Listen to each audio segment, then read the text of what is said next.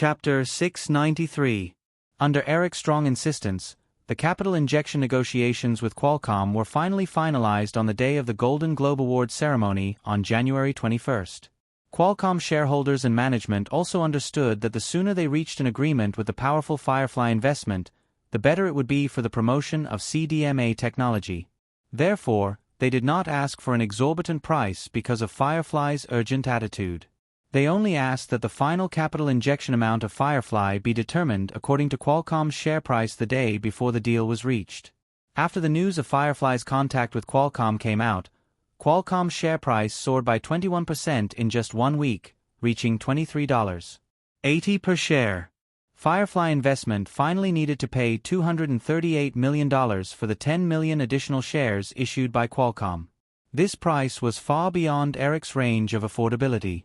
Therefore, he personally rushed to San Diego from Los Angeles early in the morning. After the signing ceremony in the morning, Eric, Chris, Owen Jacobs, and other senior executives of Qualcomm went into the conference room to discuss the next step of the plan. It was already 5 o'clock in the afternoon after discussing in detail the lobbying strategy for telecom operators and the construction plan of Qualcomm's CDMA equipment factory. Chris and Owen Jacobs had already agreed to meet with the CEO of Verizon tomorrow. After the afternoon meeting, the two couldn't wait to board the plane to Verizon's headquarters in New York.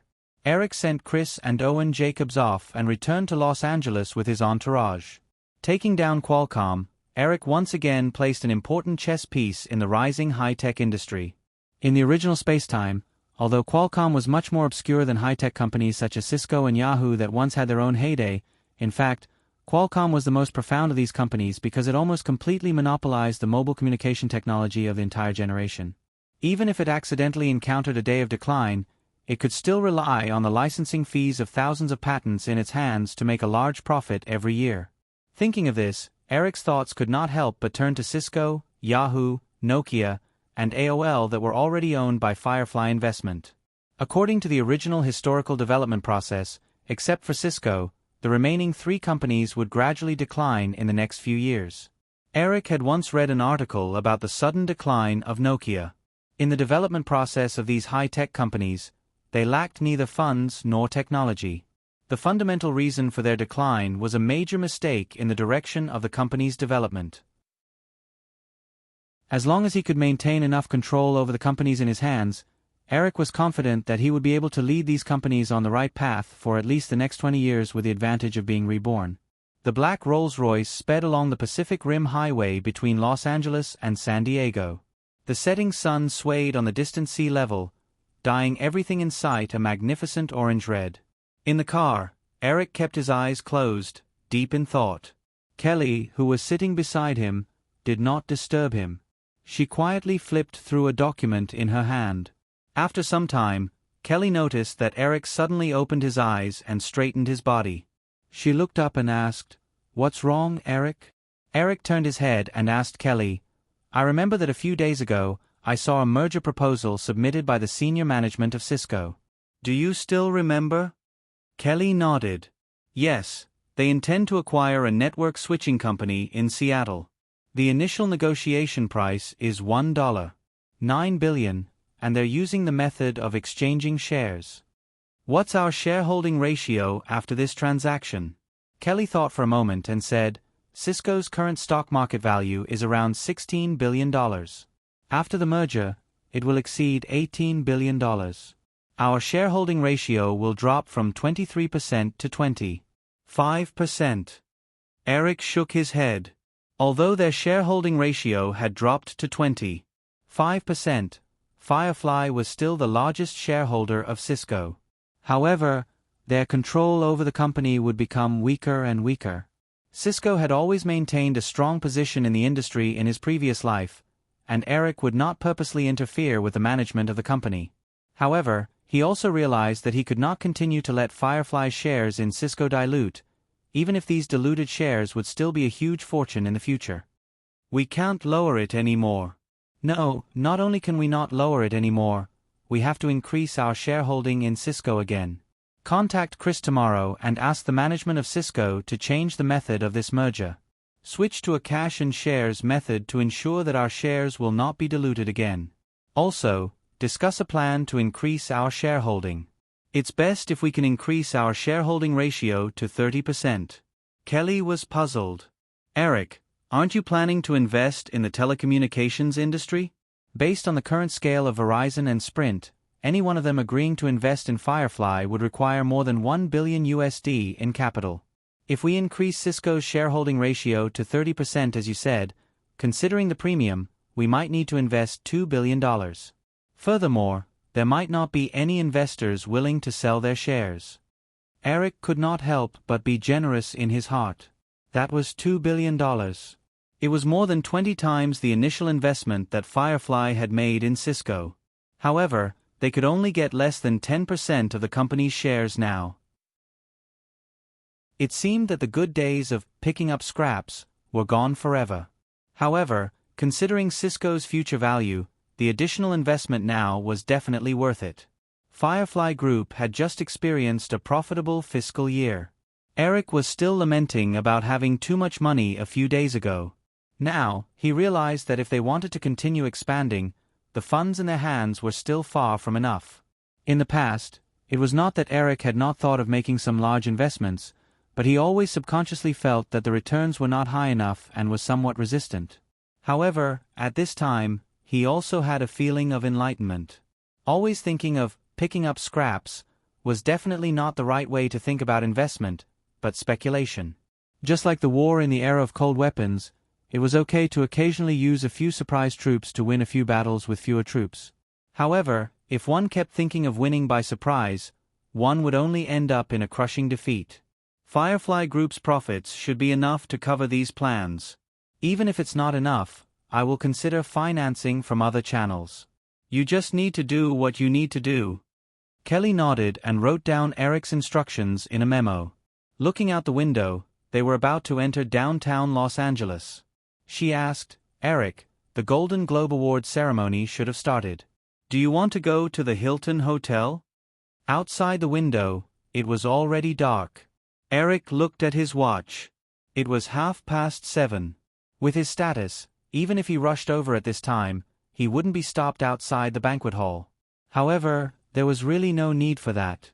Looking at the female assistant beside him, who was wearing a black suit and gave off an intellectual aura, Eric smiled and asked, I won't join in the fun. Is Nina at the boarding school today? Kelly blushed and nodded slightly. Then let's find a place to have dinner first and then go to your place. The female assistant pinched the corner of her clothes. Her cheeks were rosy and her voice was as soft as a mosquito's. Let's just go to my place.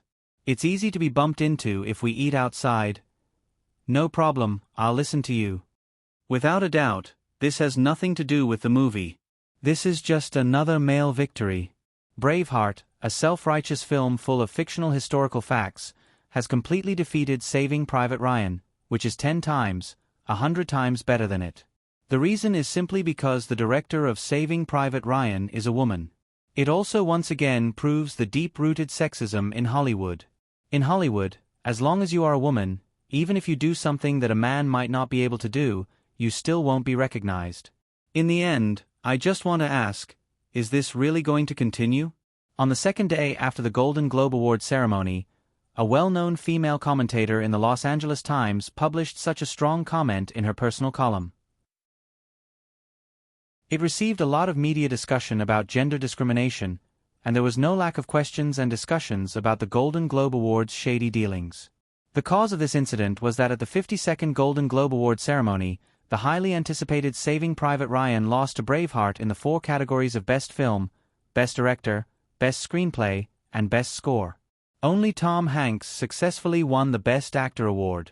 Although many professional film critics knew that Braveheart and Saving Private Ryan could be said to be on par artistically, instinctively, a large number of film critics still leaned towards Saving Private Ryan, which had a stronger cultural identity.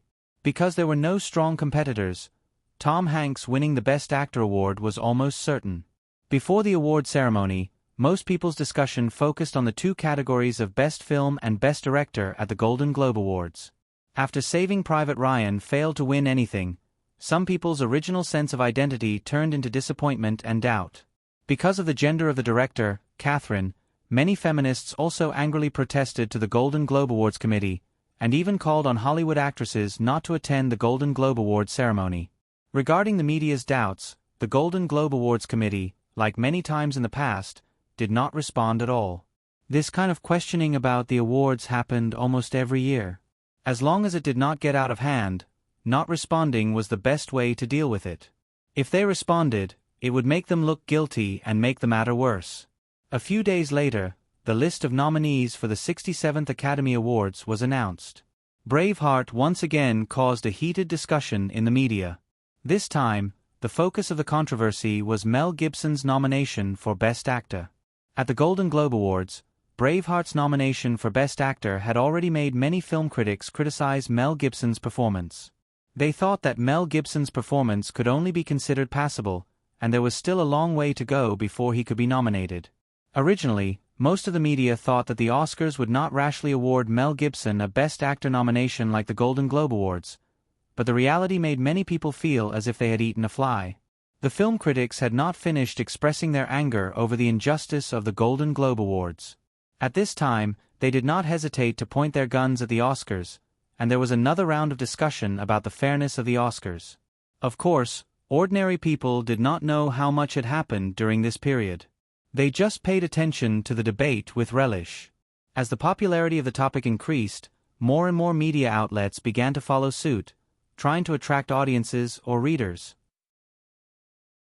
Most people did not notice that with the heated discussion, Saving Private Ryan, which had been out of theaters for a long time, quietly sold 670,000 videotapes in the following week. The sales volume was equivalent to the total sales of the previous 2 weeks. In just 1 week, Firefly had earned $20 million in videotape sales. At the same time, the weekly box office of Braveheart, which was still in theaters, suddenly increased by 60% from $7 million before the Golden Globe Awards to $11 million. The cumulative box office easily broke through the $73 million mark. The brothers Wayne and Stan were naturally overjoyed, and their little tricks became more frequent. In the whole matter, the most bitter person was undoubtedly Mel Gibson. The discussion caused by the nomination for Best Actor, as well as the controversy about sexism in Hollywood, had infinitely reduced his hopes of winning Best Director to almost nothing. He has already received $18 million in salary, and in the future, he will take another 10% of the profits. Fox does not owe him anything. Harvey wanted to spread the news about his Jewish discrimination, but I stopped him. Humph, if it weren't for the fact that we are all Australians, I wouldn't have cared. In Beverly Hills, in Julia and Elizabeth's mountaintop mansion, Elizabeth was wearing a refreshing white shirt and jeans. She leaned against a beach chair next to the swimming pool with sunglasses on. She spoke to Eric, who was reading a script on another lounge chair. Eric turned a page of the script in his hand and just nodded, indicating that he heard. Elizabeth pouted with some dissatisfaction and said, "Eric, I heard that you hired 2 new directors and gave one of them The Matrix. Aren't you afraid of screwing it up?" "To be precise, it's 3, Eric corrected her casually. "Of course I know. Well, the Wachowskis, what's so special about them?" Hearing Elizabeth's sneaky voice, Eric smiled and said, "Don't worry about them. The 2 of them, 3 of them, have signed an option contract with Firefly for 3 films. For at least 5 years, they will definitely not take on films from other companies. Of course, unless I take the initiative to let them go." Since he had decided to hire the Wachowskis and Michael Bay, Eric certainly would not give them the chance to leave after shooting a film that was popular at the box office. Instead, he signed a common option contract with the 3 of them in advance, which stipulated that they had to direct at least 3 films for Firefly before they could switch to other companies. Of course, in order to maintain a good relationship with the 3 directors with good potential for appreciation in the future, Eric did not stipulate a low director's remuneration in advance like many option contracts. Although Eric advocated for suppressing the super-high remuneration of Hollywood superstars, he would not let the main film creators only work but not receive the remuneration they deserved. A win-win situation was the fundamental principle of a virtuous circle in the industry. The option contract Eric gave was not harsh, and the Wachowskis and Michael Bay signed it without hesitation. Elizabeth thought that Eric was talking about the traditional option contract, so she snorted and said, "I think you're the greedy Jew that Mel Gibson said." Eric did not mind the racial ridicule at all. He shrugged and said, "Who knows? Don't all people in Hollywood want to be Jewish?" As the two were chatting, Julia quietly walked over with a plate of cut fruits and placed it on the small round table to Eric's right. She gently pushed Eric to the side and squeezed with Eric to lie down comfortably on the wide beach chair. Elizabeth said unhappily, "Julia, where's my fruit plate?" Julia put her arm around Eric's waist and twisted her body to find a more comfortable position. She felt Eric's heartbeat and the warm sunlight and said lazily, "You can do it yourself. Ske, you're like a cat, and a cat in spring." Julia ignored him. Eric smiled and touched Julia's face that was pressed against his chest. "Kitten. Meow. Meow. Ugh, you guys are disgusting." Elizabeth made a retching gesture and looked impatiently at the script in Eric's hands. "When are you going to finish reading it? What do you think? You know, I've never been interested in things that I'm not interested in. Is this script bad? I spent a lot of effort and specifically looked up a lot of information about small animals."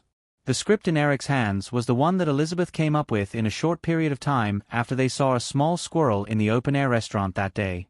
It was an idea similar to robbing the nut shop. During this period of time, Elizabeth found a few screenwriters to write the story together. "It's not bad, but it's not eye-catching at all. If you want to read it, I'll get someone to give you a copy of the script that Disney is preparing. I'll show you what imagination is." Elizabeth leaned hard on the recliner and said, "Since you don't like this story, why did you ask Chris Wedge from Blue Sky Studio to come over?"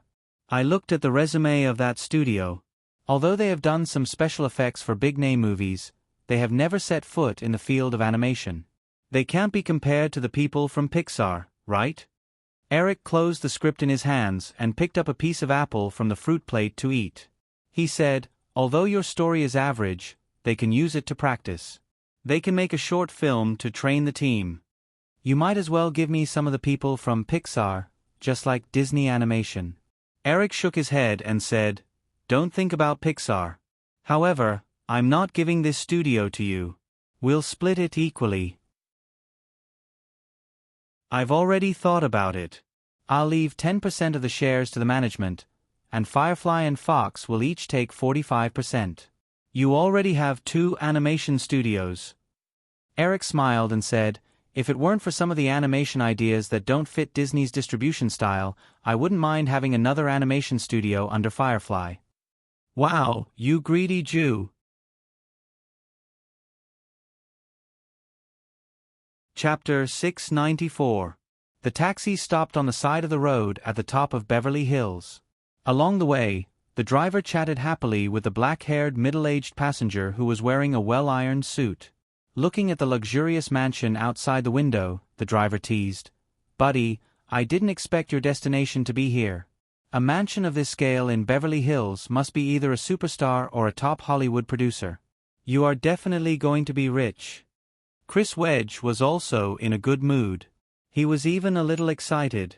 He responded to the driver's words with a smile on his face. After paying the fare, he turned around and walked toward the mansion with a briefcase. After confirming the house number again, Chris Wedge reached out and pressed the doorbell. He waited patiently, thinking about the phone call from a few days ago. All of this started in 1987. That year, Chris Wedge was just 30 years old. He resigned from an animation studio and founded Blue Sky Studio on the second floor of a dentist's office. After 8 years of development, although Blue Sky Studio was still far from being comparable to the tyrants in the digital field and industrial light and magic industries, it had a small reputation in the film and television special effects industry. It had more than 100 employees, and last year, it also took on a part of the CG special effects production for Game of Bravehearts. A few days ago, the producer of Game of Bravehearts, who was in charge of contacting Blue Sky Studio, suddenly called him and asked if he was interested in computer animation. Chris Wedge had always been envious of his former friend John Lasseter's success in 3D animation. He had tried something similar before, so of course, he nodded without hesitation. That was how today's meeting came about. A female voice came from inside the door. Chris Wedge felt that the voice was familiar. He didn't have time to think about it. He quickly replied, The door opened, and a tall girl with a slightly rosy face appeared in front of Chris Wedge. The girl's long blonde hair was a little fluffy and messy. She looked lazy. She was wearing a loose beige knitted sweater with a wide-open collar, revealing a small piece of fair skin on her shoulders. Although the hem of the knitted sweater was a little wide, it didn't hide the two slender legs wrapped in white skin-tight jeans at all. Chris Wedge was stunned for a moment. When the girl frowned slightly, he suddenly came back to his senses and said awkwardly, "Miss Robert, nice to meet you. I'm your fan." Chris Wedge said and raised his right hand slightly. He looked at Julia's slender hand that was holding the door handle. In the end, he was too embarrassed to reach out his hand. "Eric and Liz are waiting for you. Come with me," Julia responded. She reached out and pulled her knitted sweater, then turned and walked inside. Chris Wedge followed Julia through the corridor in the courtyard. At this time, he calmed down and recalled the situation when he saw Julia just now. He realized that the A-list Hollywood actress was not in a normal state just now. It was a little bit like she had just woken up, a little bit like she was drunk, or more like she was a little high. Chris Wedge was sure that he didn't smell the alcohol just now. It was already 4 o'clock in the afternoon. Even the afternoon nap time had long passed, so it was impossible that she had just woken up. Chris Wedge couldn't help but let his imagination run wild. As he walked around the path, he saw two figures standing up and walking towards him from the swimming pool in front of the mansion. Chris Wedge quickly cast those messy thoughts aside. Thinking about these things wouldn't do him any good. It would be even worse if his master guessed his thoughts. Looking at the young man and woman walking over, Chris Wedge eagerly reached out his hand to Eric, who was walking in front. "Hello, Mr. Williams." "Hello, Chris. You can call me Eric. This is Liz. You two should have spoken on the phone." "Of course, Miss Murdoch, it's nice to meet you." Chris Wedge smiled and shook hands with Elizabeth. The three of them sat down at the round table in the courtyard. Julia served the three of them coffee. She was not in the mood to participate in the conversation. Instead, she lazily walked to the beach chair next to her and lay down. She then flipped through a magazine. Although Chris Wedge was a little confused about the relationship between the man and the two women in front of him, he carefully controlled his gaze and tried not to glance at Julia, who was not far away. "You and Liz must have talked about the general situation on the phone. I also saw the special effects you guys did for Alien 3, Brave Game, and other movies. They were very good. I also know that during the production of Brave Game, you tried to invest in an animated short film from Columbia, but it was unsuccessful, right?" Chris Wedge nodded. "Yes, Eric.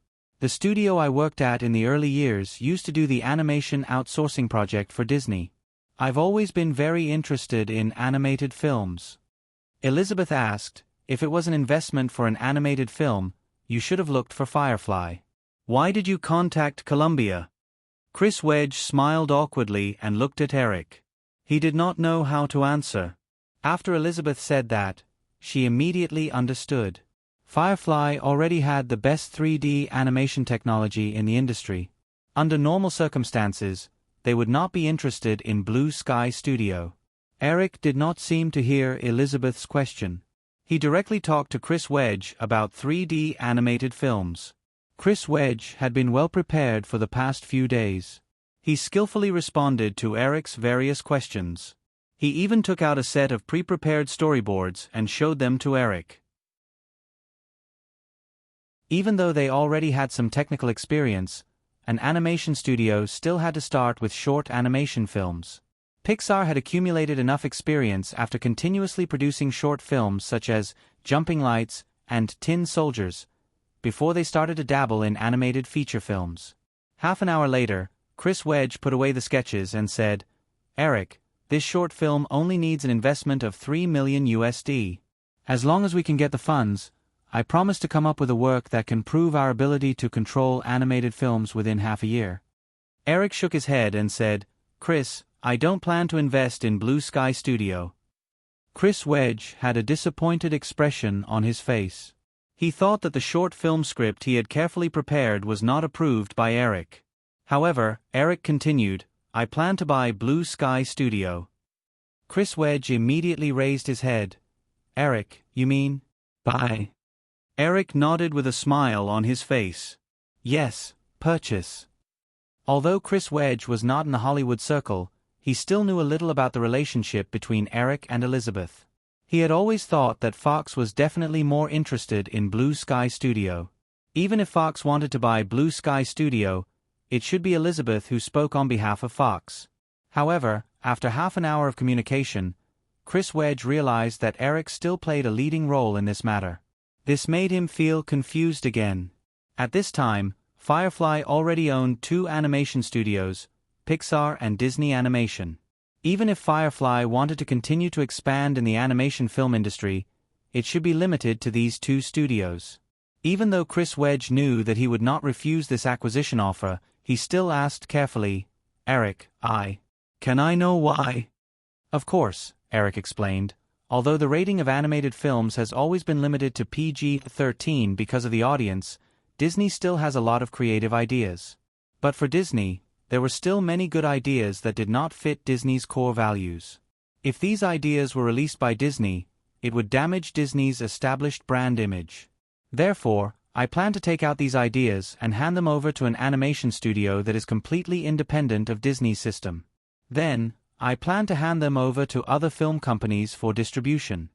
Chris Wedge asked, aren't there many other film companies under Firefly? Disney is a very important brand in Firefly's system. If Firefly's other film companies release animated films, the audience will naturally associate it with Disney. What I want is to completely separate them. Chris Wedge nodded and looked at Elizabeth. He said, so, Eric, what are the acquisition conditions? In order to show our sincerity for long-term cooperation, we don't plan to fully acquire them. Firefly and Fox will each pay US $5 million for 45% of Blue Sky Studios shares. You can continue to keep 10% of the shares. In addition, Firefly will support Blue Sky Studio in terms of animation technology. The animated films produced by the studio in the future will be distributed by Fox. The offer price of US $10 million for 90% of the shares was far lower than Chris Wedge's expectations. After all, this studio was his 8 years of hard work. However, Eric's promise to provide technical support to Blue Sky Studio immediately made Chris Wedge less hesitant. After all, the top 3D animation technology in Firefly's hands was not something that could be bought with money. This was the fundamental reason why Firefly was able to monopolize the 3D animation film market in recent years. After thinking for a moment, Chris Wedge nodded decisively and said, Eric, I agree to this deal. Very good, I hope we can cooperate happily in the future. Eric stood up and shook hands with Chris Wedge. The two sat down again and Eric began to talk about his detailed plan. They talked until sunset, and Chris Wedge took the initiative to leave. The specific acquisition contract would be negotiated in more detail in the coming days. After sending Chris Wedge off, the two returned to the swimming pool. Elizabeth looked at Julia, who was still lazily leaning on the beach chair, and said, Eric, look at her. Chris Wedge just glanced at Julia more than once. I think he must be guessing that Julia seems to be high. If this gets out, it will be big news. Julia suddenly seemed to come alive. She threw the magazine in her hand at Elizabeth and retorted, You're the one who's high. I'm just a little tired. Haha, come on, let me check if you're really tired, Elizabeth said and pounced on Julia to grab her waist. However, Julia nimbly raised her foot and kicked her. Splash. Elizabeth was not prepared for this and her body tilted and fell into the pool. Ah, sob sob. Elizabeth, who was kicked into the pool by Julia, quickly poked her head out and leaned against the side of the pool. She said angrily to Julia, But I'm not going to live with you any more, you vicious woman. You murdered your husband. Eric smiled and pulled Elizabeth out of the pool, urging her to change her clothes. He turned around and sat down on the beach chair that Julia was lying on. He reached out and put the girl on his lap. Julia, who had just regained her energy after being teased by Elizabeth, felt Eric's hand movements and softly moaned a few times. She was like a cat that had its bones removed, and quickly returned to her lazy and sleepy state. Elizabeth came back after changing her clothes and wiped her wet hair with a big towel in her hand. She looked at Julia, who was lying on Eric's body. This time, she did not provoke this cat that was about to flip out at any time. She sat down next to him and said, "Eric, you've been talking about ideas for animated movies that don't fit Disney's style of distribution. Do you already have an idea?" Eric picked up the magazine in Julia's hand and casually flipped through it. He said, "I read a completely anti-fairy tale album some time ago. The author is William Steiger. You can start to get the adaptation rights for this album soon." "What?" "You didn't say it clearly." Eric smiled and said, "You'll know when you buy a copy tomorrow. That album is basically a complete reversal of Disney's fairy tales, but I think it's very interesting. It can be made into a special animated movie, but this animated movie can't be distributed by Disney or any of the film companies under Firefly. Otherwise, the brand image that Disney painstakingly created will be greatly affected. That's why I came up with the idea of forming an animation studio that is separate from Firefly." Elizabeth became interested. "Oh, what's the name of this album?" Eric said, "Shrek." In the original space-time, DreamWorks' Shrek was an animated movie made by Katzenberg after he left Disney in a fit of anger. It could be seen from the quality of the movie that the investment was not high, and the production was very rough. But unexpectedly, this low-budget animated movie that spoofed Disney's fairy tales unexpectedly became a box office hit. It even took the #1 box office in North America that year, and it also revived DreamWorks Animation, which was in imminent danger. Now, Katzenberg did not leave, and DreamWorks Animation had changed. Eric was almost certain that if he did not intervene, an alternative 3D animated movie like Shrek would not even appear in this world again. Recently, in order to find a project for next year's summer for Firefly, Eric had combed through some of the movies in his memory and naturally thought of this. Although Shrek, Ice Age, and other series had achieved box office results that were not inferior to Disney's animation in his previous life, these animated movies had deviated from the core spirit of Disney's animation. Moreover, the market for 3D animated movies was far from saturation. If he cooperated with Fox to take over Blue Sky Studio, not only would he be able to place animation projects that were not suitable for Disney into Blue Sky Studio, but he would also be able to maintain Firefly's influence over Fox through cooperation with Blue Sky Studio. Thinking of this, Eric thought of another matter. He said to Elizabeth, "Liz, there's one more thing. Since you have Blue Sky Studio, are you interested in buying a toy company?" Elizabeth was puzzled. "Toy company? Why?" "In the future, the animation produced by Blue Sky Studio will definitely be related to it."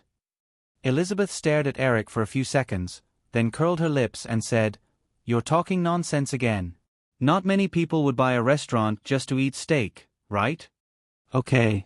Eric smiled and said, "Actually, it's because of the copyright in the hands of this toy company. You know Hasbro, right?" "Transformers," Elizabeth blurted out, but she immediately perked up. "You mean Transformers?"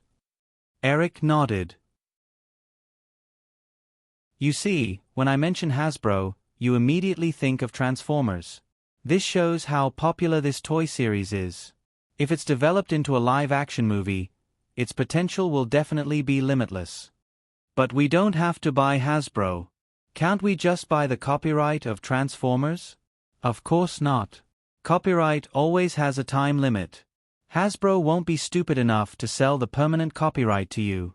Therefore, we can only buy Hasbro once and for all. After a few more years of development of special effects technology, I believe that the value of the copyright of Transformers will not be much lower than that of Star Wars." "You're exaggerating. What movie copyright can compare to Star Wars?" Elizabeth almost subconsciously shook her head. The influence of Star Wars was deeply ingrained in the minds of Westerners. Even Julia, who was lying on Eric's lap, shook her head gently. However, Elizabeth quickly reacted. If this sentence was said by anyone else, it would naturally not be credible. However, it was different when it was said by Eric. "Eric, you can't be serious, right?" Eric nodded firmly. "Do I look like I'm joking?"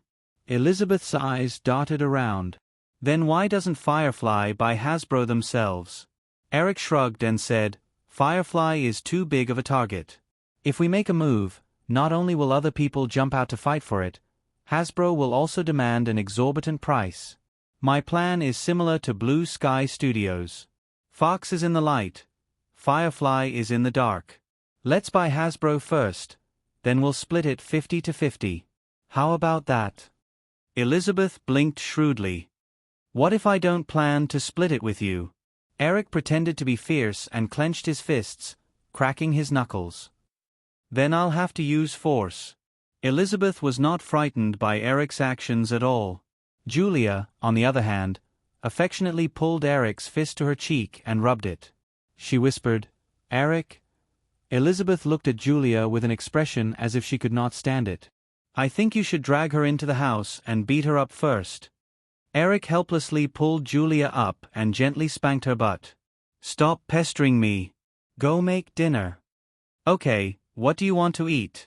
"Whatever's in the fridge." Looking at Julia fluttering away, Elizabeth shrugged and returned to the previous topic. Since Eric looked so confident, she no longer doubted him. She asked, "How much does this company cost?" "I've checked. Hasbro's current market value is $2.9 billion US. If it's a friendly acquisition, it should be around $3.5 billion US. Even if it's a hostile acquisition, it shouldn't exceed $4 billion US. Also, I think with Fox's influence, the possibility of a friendly acquisition is still very high. But it's $3 to $4 billion US. Elizabeth wanted to back out again.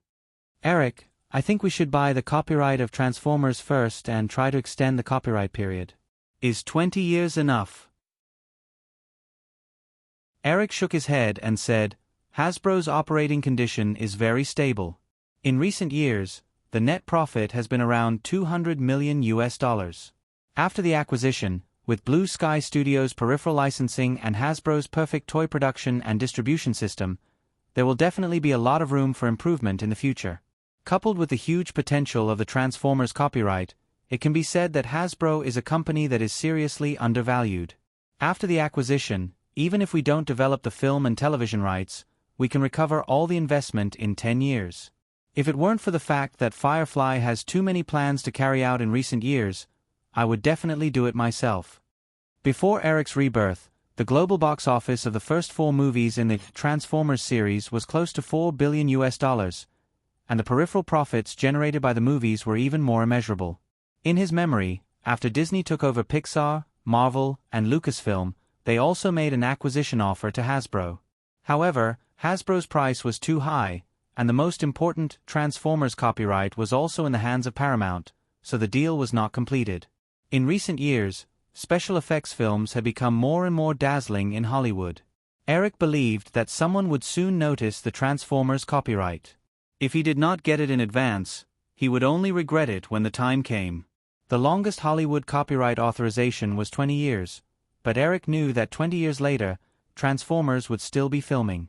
Even if the production date was brought forward in this time and space, with the popularity of Transformers, the series would definitely exceed that of Harry Potter.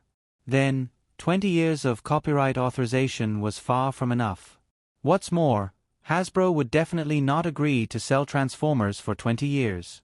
Instead of suddenly encountering the risk of losing control of the copyright when the Transformers series was at its peak in the future, it was better to completely take over the company at this time. The reason why this cake was shared with Fox was that, on the one hand, Firefly already owned Marvel's copyright gold mine, which was enough to develop for decades. There were also many animation and live-action film copyrights that could be developed. Even if they wanted to take all the profits, it was impossible to have enough time and schedule for release. On the other hand, Firefly's own development had reached a limit. Because of the restrictions of anti-monopoly and other factors, Firefly could no longer merge with other film companies with great fanfare. The way of cooperation became the best way for Eric to penetrate into the entire Hollywood system.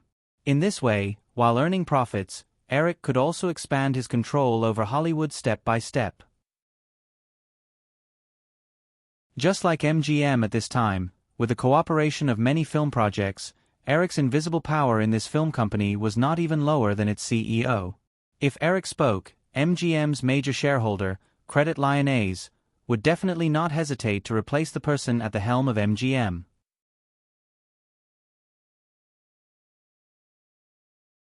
Chapter 695. Large-scale mergers and acquisitions involving an amount of US $4 billion were far from what Elizabeth could decide. Even Murdoch had to consider it carefully. Although News Corporation had always been firmly in the hands of the Murdoch family, this was mainly because of Murdoch's excellent management ability that continuously brought profits to the shareholders. If Murdoch insisted on doing things his own way, the shareholders would definitely turn against him. After hearing Eric's idea of acquiring Hasbro from Elizabeth, Murdoch flew from New York to Los Angeles and spent a whole day discussing the matter with Eric. However, the outcome of the discussion was not satisfactory. News Corporation had always been focused on the media industry and had not been involved in other fields for decades. Hasbro was a toy company that had little to do with the media. Although the prospects described by Eric were very tempting, Murdoch was not a time traveler like Eric, who had seen the box office miracle of Transformers with his own eyes. Just based on the pie that was described, the old man still chose to reject it very cautiously. The final outcome of the discussion was that Fox would buy the copyright of Transformers first. In the next few years, Firefly could launch the acquisition of Hasbro on its own, and then the two sides would jointly develop a big movie. In the evening, Eric and Murdoch walked out of the Sharp Corner Manor side by side, followed by Katzenberg, Elizabeth, and Kelly. Murdoch had to fly directly back to New York later. Elizabeth, who was on the other side of Murdoch's luxury car, made a phone call gesture to Eric and followed in. As a filial daughter, of course, she had to personally send her father to the airport. Watching Murdoch's car leave, Katzenberg, who was standing next to him, said to Eric, "If Fox can make Transformers show the kind of profit you described, I guess Murdoch will definitely not hesitate to merge with Hasbro, or even cooperate with us. Unfortunately, he doesn't have this confidence. Eric, I don't think this matter needs to be so troublesome at all. We can buy Hasbro alone now. We have enough funds in Firefly's account. Jeffrey, give up on this idea for the time being. I have already told you my thoughts in recent years." Eric shook his head with a smile and said, "Moreover, Firefly is now a giant far ahead of other media groups in Hollywood. We should slow down." Katzenberg didn't seem to be arguing with Eric. He knew that it was time for Firefly to slow down. In recent days, Firefly's 1994 annual financial report was released. Firefly's film, TV, peripherals, theme parks, and other business sectors had achieved a huge operating income of $18.7 billion US. Although it was regrettable that it did not exceed $20 billion US, it had already stunned many people. At the same time, the group's annual net profit was $1.67 billion US. The two figures had increased by 62% and 40% respectively compared to 1993. This was mainly due to the acquisition of ABC TV last year, which had increased Firefly's operating income by $7.5 billion US. After the acquisition of ABC, after nearly a year of business integration and redundancy, Firefly estimated that the 1995 annual revenue and net profit would exceed $20 billion US and $2 billion US, respectively. Such strong revenue and profitability had left the other competitors in Hollywood far behind. The most obvious comparison was Time Warner, who had been steadily suppressing Firefly a few years ago. Although Time Warner had been secretive about their financial information for 1994, Eric had already seen the relevant information at the first instance. In 1994, Time Warner's film business only brought in $3 billion US of revenue for the group, which was a 40% decrease compared to 1993. Warner Bros. Entertainment's highest-grossing film, The Ultimate Witness, only earned $105 million US, which was far lower than Firefly's North American box office, The Lion King, which grossed $310 million US. Its global box office share was also far from Firefly's. Dragged down by the sluggish film business, the entire Time Warner Group's 1994 annual revenue was only $3 billion US, far surpassed by Firefly by a whole $10.4 billion US. Furthermore, compared to Steve Roth, Firefly had always maintained a stable business. Last year, Time Warner had its first loss in recent years. Although the amount of loss was only $91 million, which was not worth mentioning compared to the $8.3 billion in revenue, it was already a very dangerous signal, indicating that the loss of Steve Roth was imminent. Time Warner had already begun to decline. Other than Time Warner, Paramount's parent company, Viacom, Fox's parent company, News Corporation, and Universal's parent company, MCA, were far from comparable to Firefly.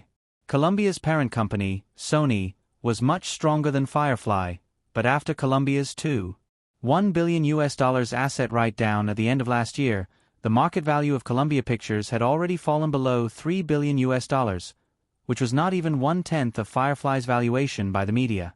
As for MGM, it was even less of a presence. It could be said that Firefly was completely at the top of Hollywood at this time. Recalling these exciting data in his mind, Katzenberg could not help but look at Eric next to him. Everything that Firefly had today was due to this young man who had a keen eye in the film and television media. Although Eric had increasingly let go of the management of Firefly Group, everyone in the Firefly Group knew in their hearts that Eric was the soul of Firefly.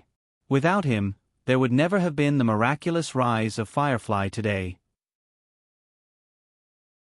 Although he was the CEO of Firefly Group, Katzenberg had always been very clear that he was better at micromanagement.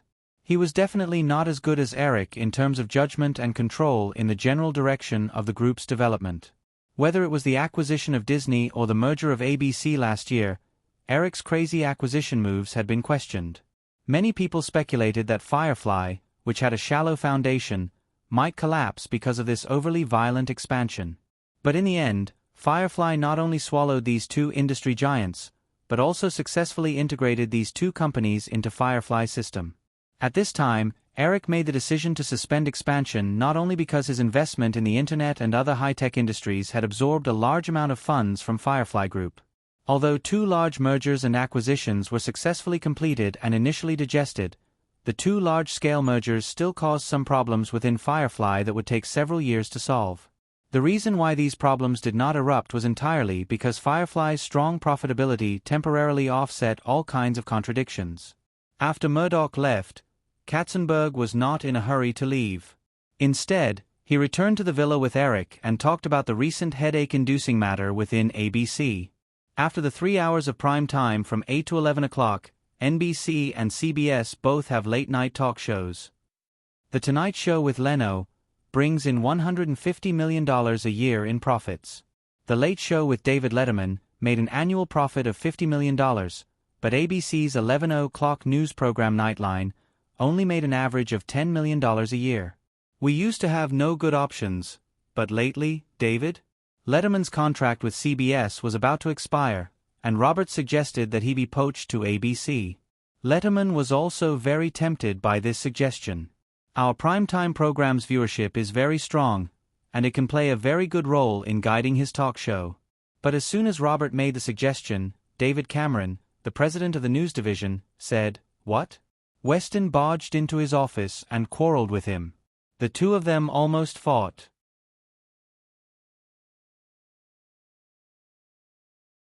Chapter 696. The news department was an independent and complete department under ABC. It was responsible for the production of all the news programs on ABC.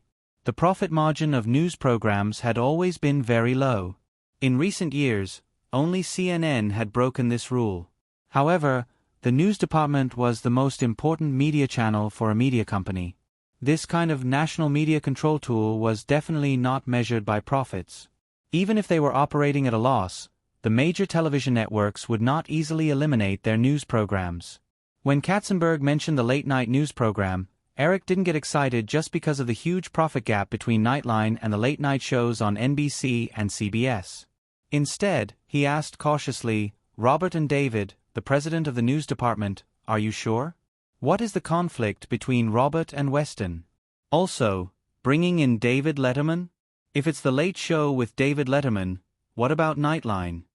Katzenberg replied, "This is mainly because David is worried that once Nightline is eliminated, it will be the fuse that will cause the headquarters to shrink the news department. Besides Nightline, the news department has several other news programs with low ratings. If all of these programs are eliminated, the number of staff and budget of the news department will be reduced by at least 30%. The news department has always been a complete system, so it is difficult for the management of the department to accept that the original stable state is suddenly broken. As for Nightline, Robert's plan is to delay the news program by an hour and put it after the late shows. Delaying it by an hour is a terrible idea. It would be better to just cut it off. If I were David, I would probably have a falling out with Robert too. Eric shook his head and smiled. Nightline's original broadcast time was 11:00 p.m. Delaying it by an hour and airing it in the wee hours of the morning, it would completely enter the TV station's garbage time. After considering it for a moment, Eric said, "You personally called David? Talk to Weston about this matter. Don't drag it out and aggravate the conflict. Just say that it is my promise. The headquarters will not make any large-scale changes to the news department. Even if Nightline is eliminated, the news department will not have any large-scale layoffs." Katzenberg asked, "What about the extra staff?" Eric thought for a while and said, "There are already two major professional news channels in the industry, Fox News and CNN. Professional news channels need to scale up to be profitable. The reason why Fox News can rise so quickly is because of the media resources of the entire news corporation all over the world. We don't have any advantage in this aspect, so we won't do ABC News Channel. However, there is no professional news website on the internet. I think we can start from this aspect." Although ABC's news department can't support a 24-hour news channel, it is more than enough to set up a professional news website. Carson asked, "Eric, isn't Yahoo a news website?"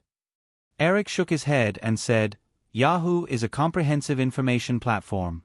The news section is only a small part of Yahoo's business. Yahoo will produce some content, but most of the information comes from the internet. It's like an online supermarket that distributes content from other websites." Katzenberg nodded as if he understood. He made up his mind to go back and study the relevant information. Eric said again, "The internet is likely to be the main media channel in the future. Let David Weston pay attention to this matter." Weston took this matter seriously. If there were any problems with the construction of the website, he could contact Yahoo for help. Back then, when Ted Turner CNN was founded, many people thought that CNN didn't have any profit prospects at all.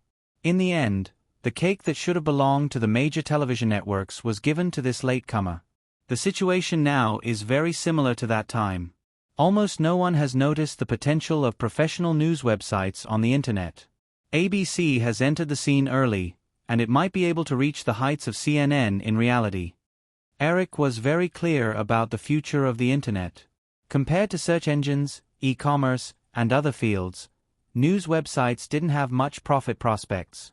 More importantly, they could be used as a tool for online public relations. This was what Eric valued the most. However, he wouldn't say it out loud. Otherwise, the news department wouldn't have put in so much effort to develop this business. The most important purpose of Eric's proposal was to provide another development direction for the news department and resolve the internal conflicts caused by the adjustment of Nightline and other businesses. However, Katzenberg was a little excited by Eric's proposal. At this time, the internet wave had begun to rise. As the head of a media group, Katzenberg was also exposed to more and more relevant information.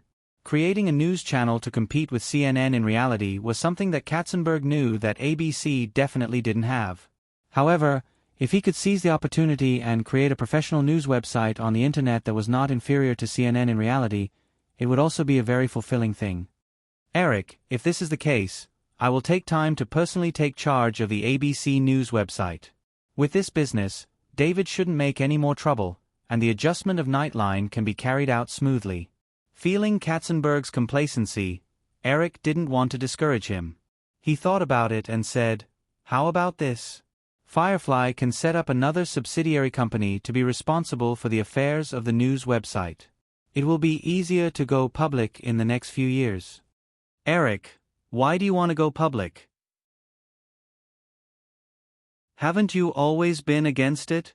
Katzenberg asked curiously. Going public was, of course, to make money.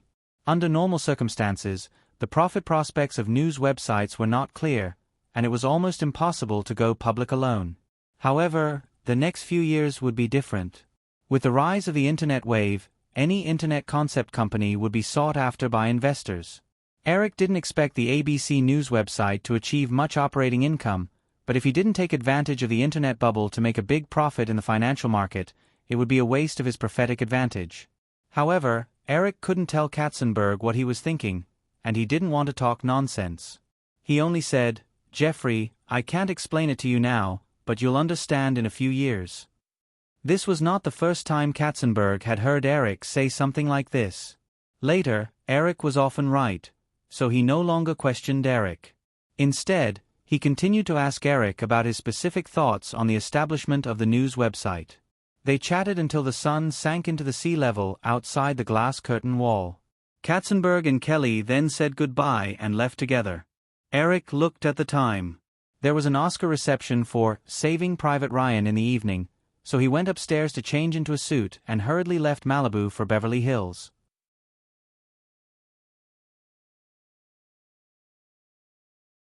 Chapter 697. The venue of the PR reception was in the luxury area in the northwest of the Hollywood Open Air Theater in Beverly Hills. Eric had just arrived outside a mansion when he saw the familiar white BMW sedan in front of him. Bigelow had just handed the car keys to the valet and was about to walk into the mansion when he saw the black Rolls-Royce driving over. He glanced at it subconsciously. Eric rolled down the window and waved outside. Catherine smiled and nodded. She stopped and waited for Eric to get out of the car. "Carter, you can get off work now. You don't have to wait for me here," Eric said to the driver before getting out of the car. He then got out of the car with a box. Catherine stepped forward and hugged Eric gently.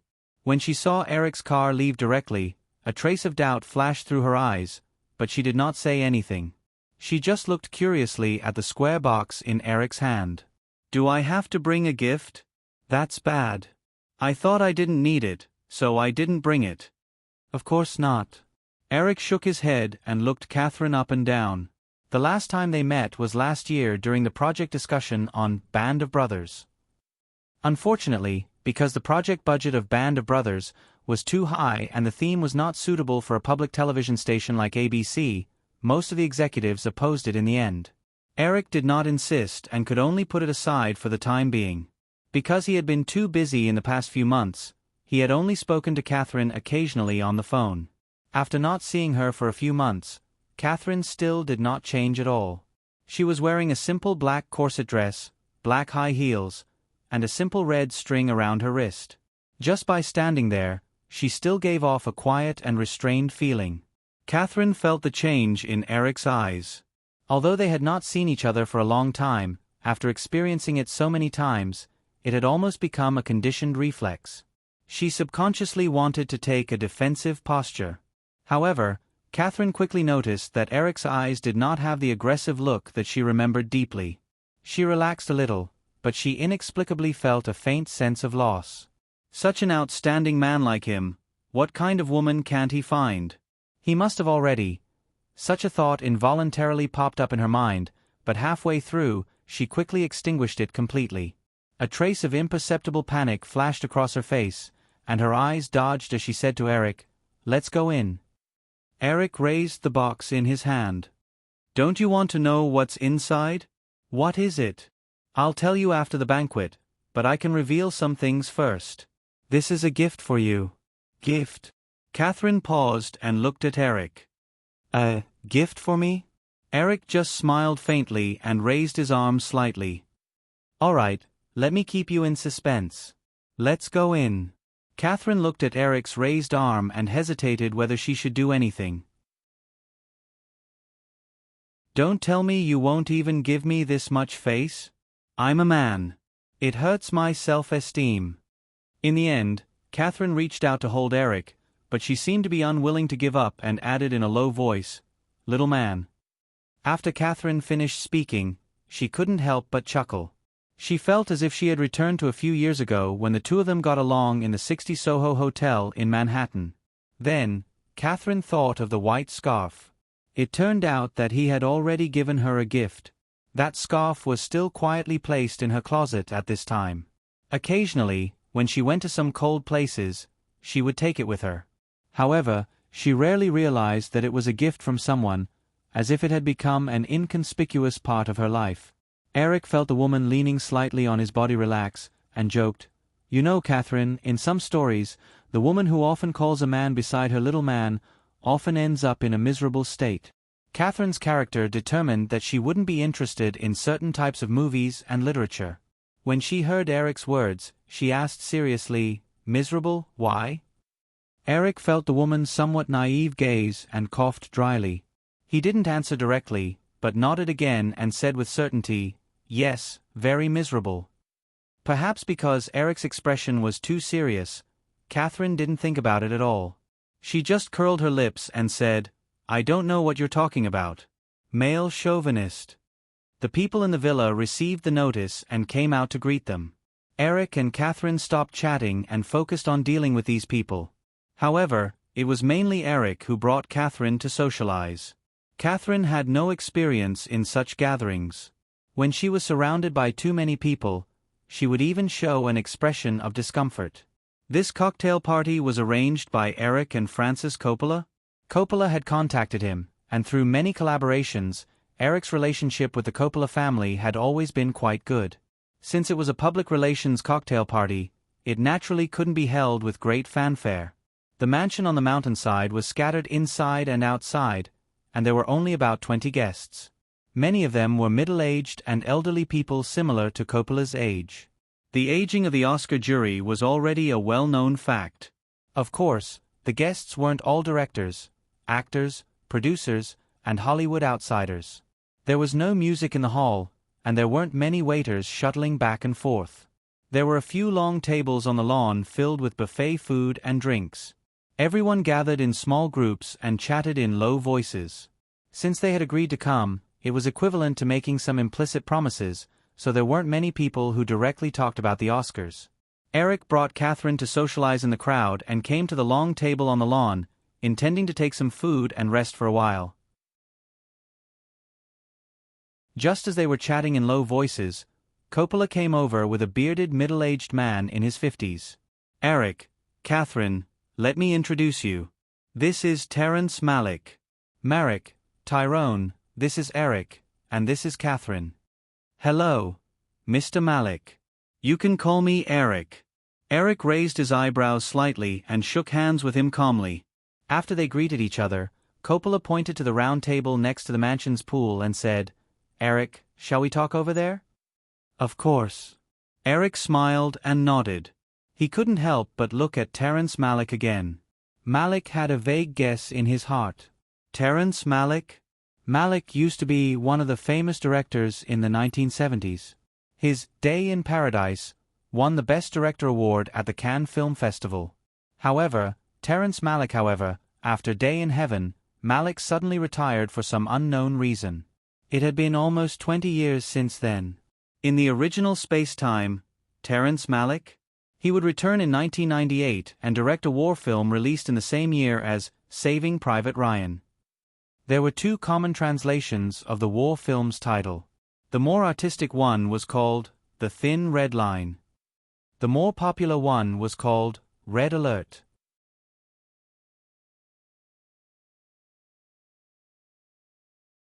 Chapter 698. The four of them sat around a round table, and Coppola said to Eric and Catherine, "It's like this, Tyrone has been preparing a James Jones movie all these years. The script has been written for a World War II movie based on Jones' novel, but he hasn't been able to find a suitable director. Because I filmed Apocalypse Now, he still hopes that I can direct, but I don't have enough energy to deal with this kind of war movie. After watching Saving Private Ryan, Tyrone thinks that maybe Ms. Bigelow can give it a try." Eric and Catherine were interested in James? Jones was no stranger to them. James Jones used to be the screenwriter of another classic film about the Normandy landing, The Longest Day. In order to prepare for Saving Private Ryan, the two of them found this film and watched it together. Hearing what Coppola said, Eric was basically certain that Tyrone Malick was working on the movie that Marek was preparing was Red Alert, in his memory. In the original spacetime, Red Alert was only released in 1998. Eric guessed that it should be Terrence. Malick had not been able to find a suitable director, so he had no choice but to do it himself. Moreover, not only was Red Alert released in the same year as Saving Private Ryan, but it was also in the running for the 1999 Oscars. Unfortunately, there was no clear winner between the two films. Both films lost to the Weinstein brothers' Shakespeare's Love, which was the pinnacle of Oscar publicity. Catherine heard Coppola's introduction and turned to Tyrone Malick. Malick said, "Tyrone, can you give us a brief introduction of this script?" Of course, James Jones. Although Jones' original novel is not an autobiography, it is basically based on his experience when he was serving in the Guadalcanal Island in the South Pacific. You can read the original novel later because I've made major changes to the plot of the original novel. Compared to Saving Private Ryan, which explores the value of war, my script hopes to analyze the impact of cruel war on human nature. The story mainly revolves around a unit called Charlie Infantry Company. Eric felt that Catherine's attention was getting more and more focused. She quickly ignored him and Coppola and talked to Tyrone Malick as if no one else was around. Malick discussed it in detail, and he knew that the woman was fascinated. The impact of war on human nature. What a philosophical proposition. It was simply the favorite of a certain artistic young woman. He exchanged glances with Coppola, and both of them smiled. They did not disturb them, and instead quietly and patiently listened to their conversation. After a full half an hour, the discussion finally ended. Catherine turned her head with great interest and asked, "Eric, what do you think of this story?" "Yes, the story is great. Firefly is very willing to invest in it. Tyrone, have you made a rough budget?" As soon as Eric finished his words, Catherine glared at him. She had hoped that Eric would talk about the script, but she didn't expect that this hateful man would directly ask how much the film would cost. What a killjoy! Eric felt a little helpless. He thought to himself, "Sister, you're a deity. You don't need to live, but I'm a businessman." Terrence Malick, on the other hand, didn't share Catherine's dissatisfaction. When he heard that Eric was willing to invest, he was already very satisfied. They had been preparing for this project for so many years. They had contacted several film companies, but they had all rejected the project because of the high risk. Sometimes, Malick almost wanted to give up. "Eric, the film's investment is about $50 million US. I've shown the script to some famous actors, and many of them are very interested in it. Sean and John Penn? Travolta has given an accurate promise. As long as they can get the investment, they are willing to join the film." Sean and John Penn? Travolta was now an A-list superstar. If the two of them could join the film's box office would be guaranteed. Was this also Terrence Malick's motive for revealing this information? Eric knew that in fact, the original cast of Red Alert was even more glamorous than Sean and John Penn. Sean and John Penn? Travolta and George? Clooney, John? Cusack, Woody? Hudson, Adrian? Brody and other Hollywood stars. Although history had changed, Eric believed that as long as Catherine could successfully win the Oscar for Best Director this time, although the $50 million cost was a little expensive compared to the film's box office potential, with the support of the new Oscar for Best Director and the halo of famous actors, the film would not have a problem recovering the cost and turning a profit through various channels. Terrence Malick thought that Eric was hesitating. He also knew that a $50 million investment was already considered a big production, but the story did not have many commercial selling points.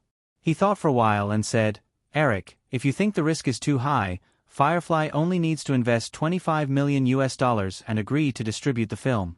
I can find another $25 million investment." "That's not necessary." Eric quickly made up his mind. The film's investment was high, but there was not much pressure to recover the cost.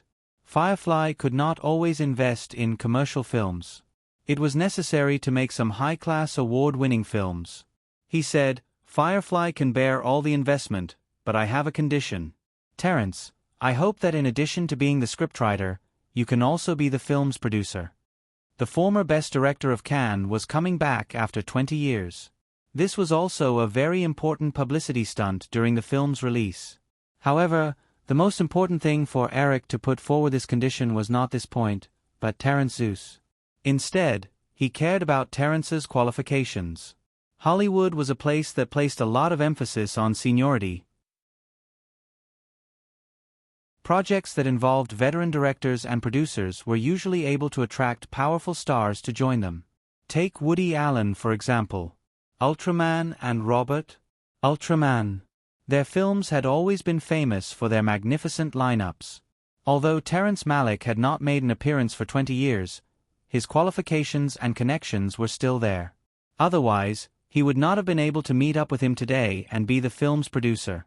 Terrence Malick would definitely be able to pull together a stronger cast for the film. Terrence Malick knew that the producer Eric was talking about was not the kind of executive producer who only had a name and did not participate in the actual production of the film. He had not participated in the production of a film for 20 years. In this project, he had always wanted to be the scriptwriter.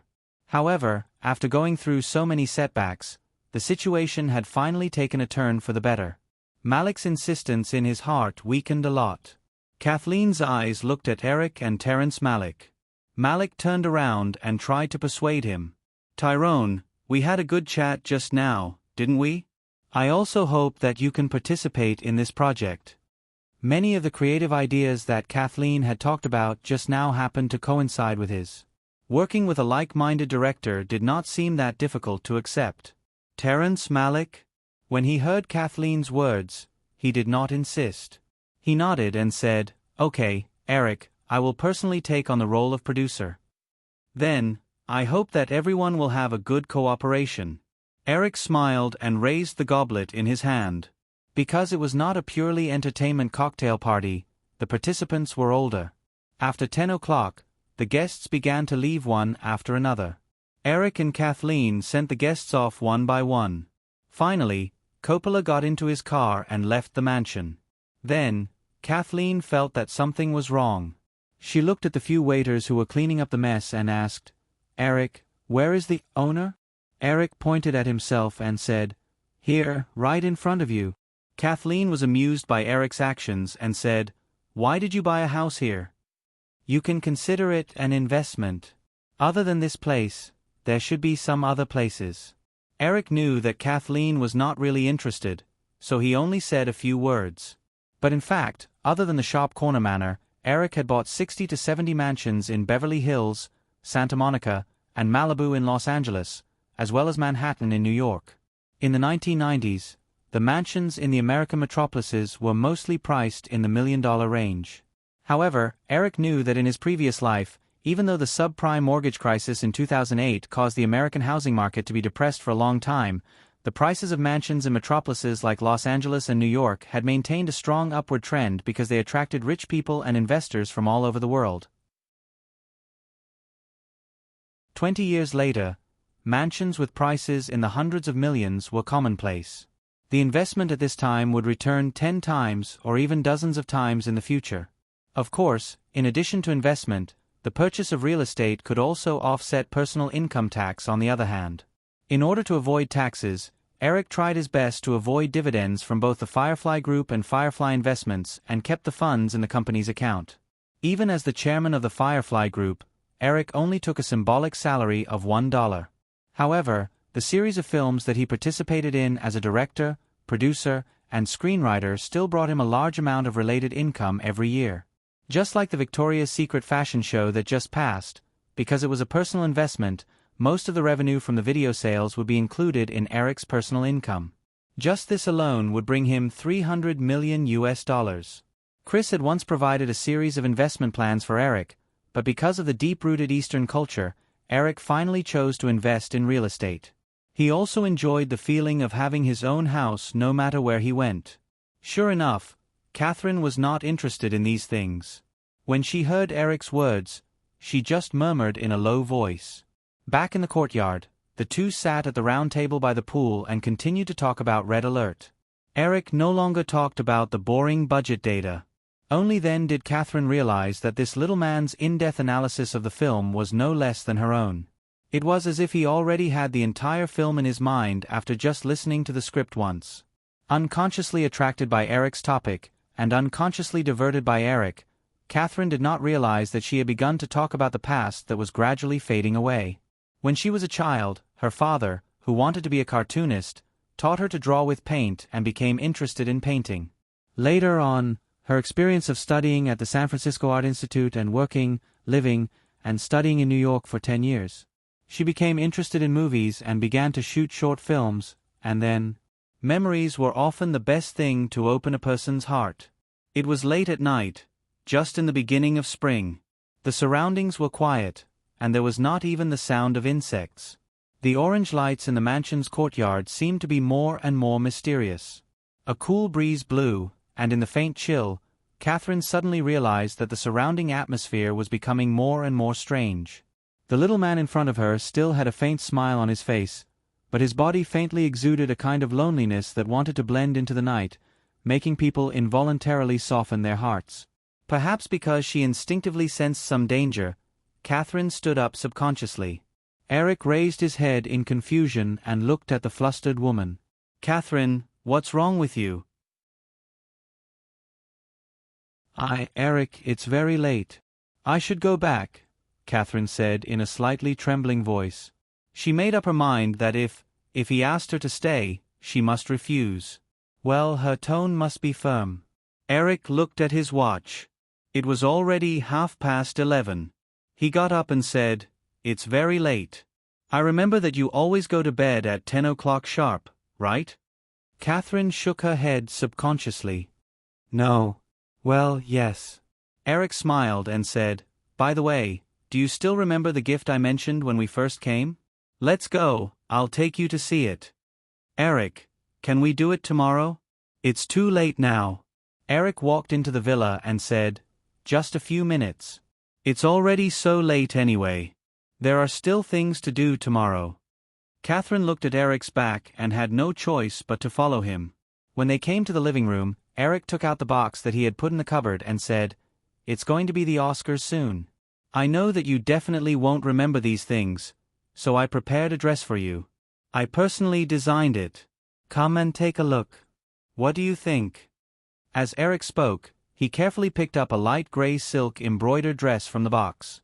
This was completely based on his memory of the dress that Catherine had worn when she won the Best Director award. Catherine stood by the side, but her eyes noticed the heart-shaped embroidery of different sizes on the dress. She panicked again and said, "Eric, my agent said that he has already contacted a dress sponsor for me. I'll go and try it on in 2 days." "Oh, then try this on first. You can wear whichever one you think is prettier. Then, I'll bring it back. If it doesn't fit, it needs to be modified as soon as possible. Just try it on here. I also want to see the effect." Eric looked at the woman's hesitant look and smiled innocently. "You can't not even give me this much face, right? This is my painstaking effort." "Then, okay." Catherine's tone softened again. She held the box that Eric handed over and followed his guidance into a room next door. After dawdling for a while, the woman, who had changed into the dress, carefully walked out with the hem of her dress. She didn't know when the music started playing in the living room. The sound was very low, but Catherine could clearly hear that it was the song "Young and Beautiful." The innocent and desolate singing made people want to throw everything away and lose themselves to the fullest. Although there was an image in his memory, Eric still had a strong sense of amazement when he saw the woman walking out in the dress. Catherine's tall figure was almost a perfect interpretation of the golden ratio. Her beautiful face, which had no traces of age, was still faintly blushing. Seeing Eric get up and walk over to her and reach out to her, Catherine unconsciously threw away the hem of her dress and put her right hand on it. Then, the woman felt in a daze that she was pulled into Eric's arms and moved gently to the music. The music was played several times. Catherine gently knocked her chin on Eric's shoulder and whispered in his ear, "Eric." The little man's voice also sounded in her ear. "I haven't decided yet. I don't want to be tricked into bed by you like this. I want to go home." The woman's voice trembled slightly. There was no trace of her previous competence and strength. She was more like a small beast that had fallen into a trap, pitifully begging the hunter to let it go.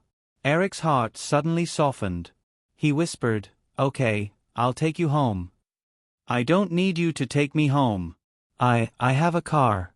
"Okay." Eric loosened the woman's waist and said, "The dress definitely doesn't need to be changed. Go and change first. You can't drive in this dress." A few minutes later, Eric stood under the light yellow street lamp outside the mansion, watching the white car gradually disappear into the distance. Catherine drove the poor BMW with an imposing manner that made it look like the car was fleeing in panic. Eric smiled and sighed softly. He didn't know what he was feeling now. It was past 12 o'clock. In addition to the dim street lamps, there were only a few lights on the street in the residential area. Turning his head to look at the gate, although the villa had all the living facilities, Eric didn't want to live here alone. Inexplicably, he suddenly looked forward to a lively environment, so he thought of the little girl who was always lively. He picked up the phone and dialed a number. After a few beeps, although there were 2 microphones in between, a lively atmosphere came to his face. The little girl still didn't rest. Although it was already early in the morning, she was still at a party somewhere. "Eric, it's so late. Why are you still calling me?" The girl's tone was a little guilty. The background sound was getting lower and lower, and soon disappeared. Eric knew that the girl must have hidden somewhere quiet. With a doting smile on his face, he scolded, "It's so late, and you're still crazy. Be careful that you'll have dark circles tomorrow." "I won't. I'm just happy today." "Hee, what can I do for you?" "Ask Natasha to pick me up. I'm here on Common Street in the Hollywood Hills. It's the house we saw together last time. There's a cocktail party here tonight. Everyone left, and I'm the only one left." "Oh, I'll be right there." "Wait for me," the girl said. Without asking anything, she hung up the phone in a hurry. In the Trousdale Manor, the party atmosphere in Drew's mansion was completely different from the style at Eric's place. A series of fluorescent lights in the courtyard completely drove away the darkness of the night, and the sound of music could be heard within a radius of dozens of meters. Fortunately, this was an isolated hill. Other than Elizabeth's and Julia's mansion next to it, there were no neighbors too close. Elizabeth's and Julia's mansion had not been sold. It had been empty all this time, so no one had reported it for disturbing the residents. Because Eric didn't like other men appearing in this mansion, this girl would only invite a group of her best friends when she held a party in her own house. She did have a lot of best friends, and the group of girls was having fun crazily. Some were singing, some were dancing, some were splashing in the swimming pool, and some were even hugging and kissing each other. If a man appeared here, he would definitely have a nosebleed. When Natasha passed the ringing cordless phone to the girl, she was being chatted by Gwyneth Palpatine. Although they were both Spielberg's goddaughters, Paltrow's status as a servant girl was far from being reliant on Spielberg. Gwyneth, on the other hand, was different. However, as for Gwyneth Palpatine, she had some thoughts and kept in close contact with the girl. Seeing Drew holding the cordless phone and hurrying away with a happy and flustered expression, Gwyneth Palpatine immediately knew who the person was. Paltrow was smart enough to realize who the caller was. His eyes flashed, and he followed him without leaving a trace. Seeing Drew go into a room, Gwyneth Palpatine came out of the room. Paltrow fetched a glass of wine from nearby and waited quietly outside. After a while, the door opened and Drew walked out. "Gwyneth." Palpatine immediately put on a gossipy smile and went up to her affectionately. "Drew, is that Eric's call?" "Yes," the girl replied, ignoring Gwyneth Palpatine. She walked to Mike in the middle of the courtyard and turned off the music. Christina Aguilera, who was singing just now, took the microphone from the microphone. Aguilera took the microphone from his hand and slapped it hard. After a few muffled thumps from the subwoofer, everyone quieted down. The girl reached out and pulled Christina into her arms, giving her a girly kiss. She then giggled and said into the microphone, "Hey, babes, that's all for today. I'll give everyone 10 minutes to go home. If you're too slow, I'll get Natasha to throw you out of the house. Ah, and those few drunk ones, Whoever takes them away can sell them for supper on the way. That's all. The girls all knew the girl's personality. Although she was smiling when she spoke, if it was more than 10 minutes, this crazy girl would definitely throw them out. Therefore, they didn't hesitate and prepared to leave. There was no lack of girls who joked, "Drew, is your man coming back?" The girl waved her small hand. "Yes, my king is coming, but he doesn't need you little bitches to serve him. So, get lost." There was also a girl who boldly said, "Drew, I'm still a virgin. Can I stay and serve our king? Get lost. I'll break it for you with a beer bottle tomorrow. It's already been 2 minutes. 8 more minutes." Another girl said in a sweet voice, "I really want to be thrown by Natasha. They look very strong." "You damned girl, I'll get Natasha to break your leg before throwing you out." "Do you want it?" "Drew, you're so violent." After only 5 minutes of such a commotion, the group of girls had basically dispersed. The little girl personally stuffed Christina, who was not yet old enough to drive, into a sports car and watched them leave. After checking inside and out to make sure that no one was left behind, she ordered 2 maids to clean up as soon as possible before leaving with the twins in a hurry.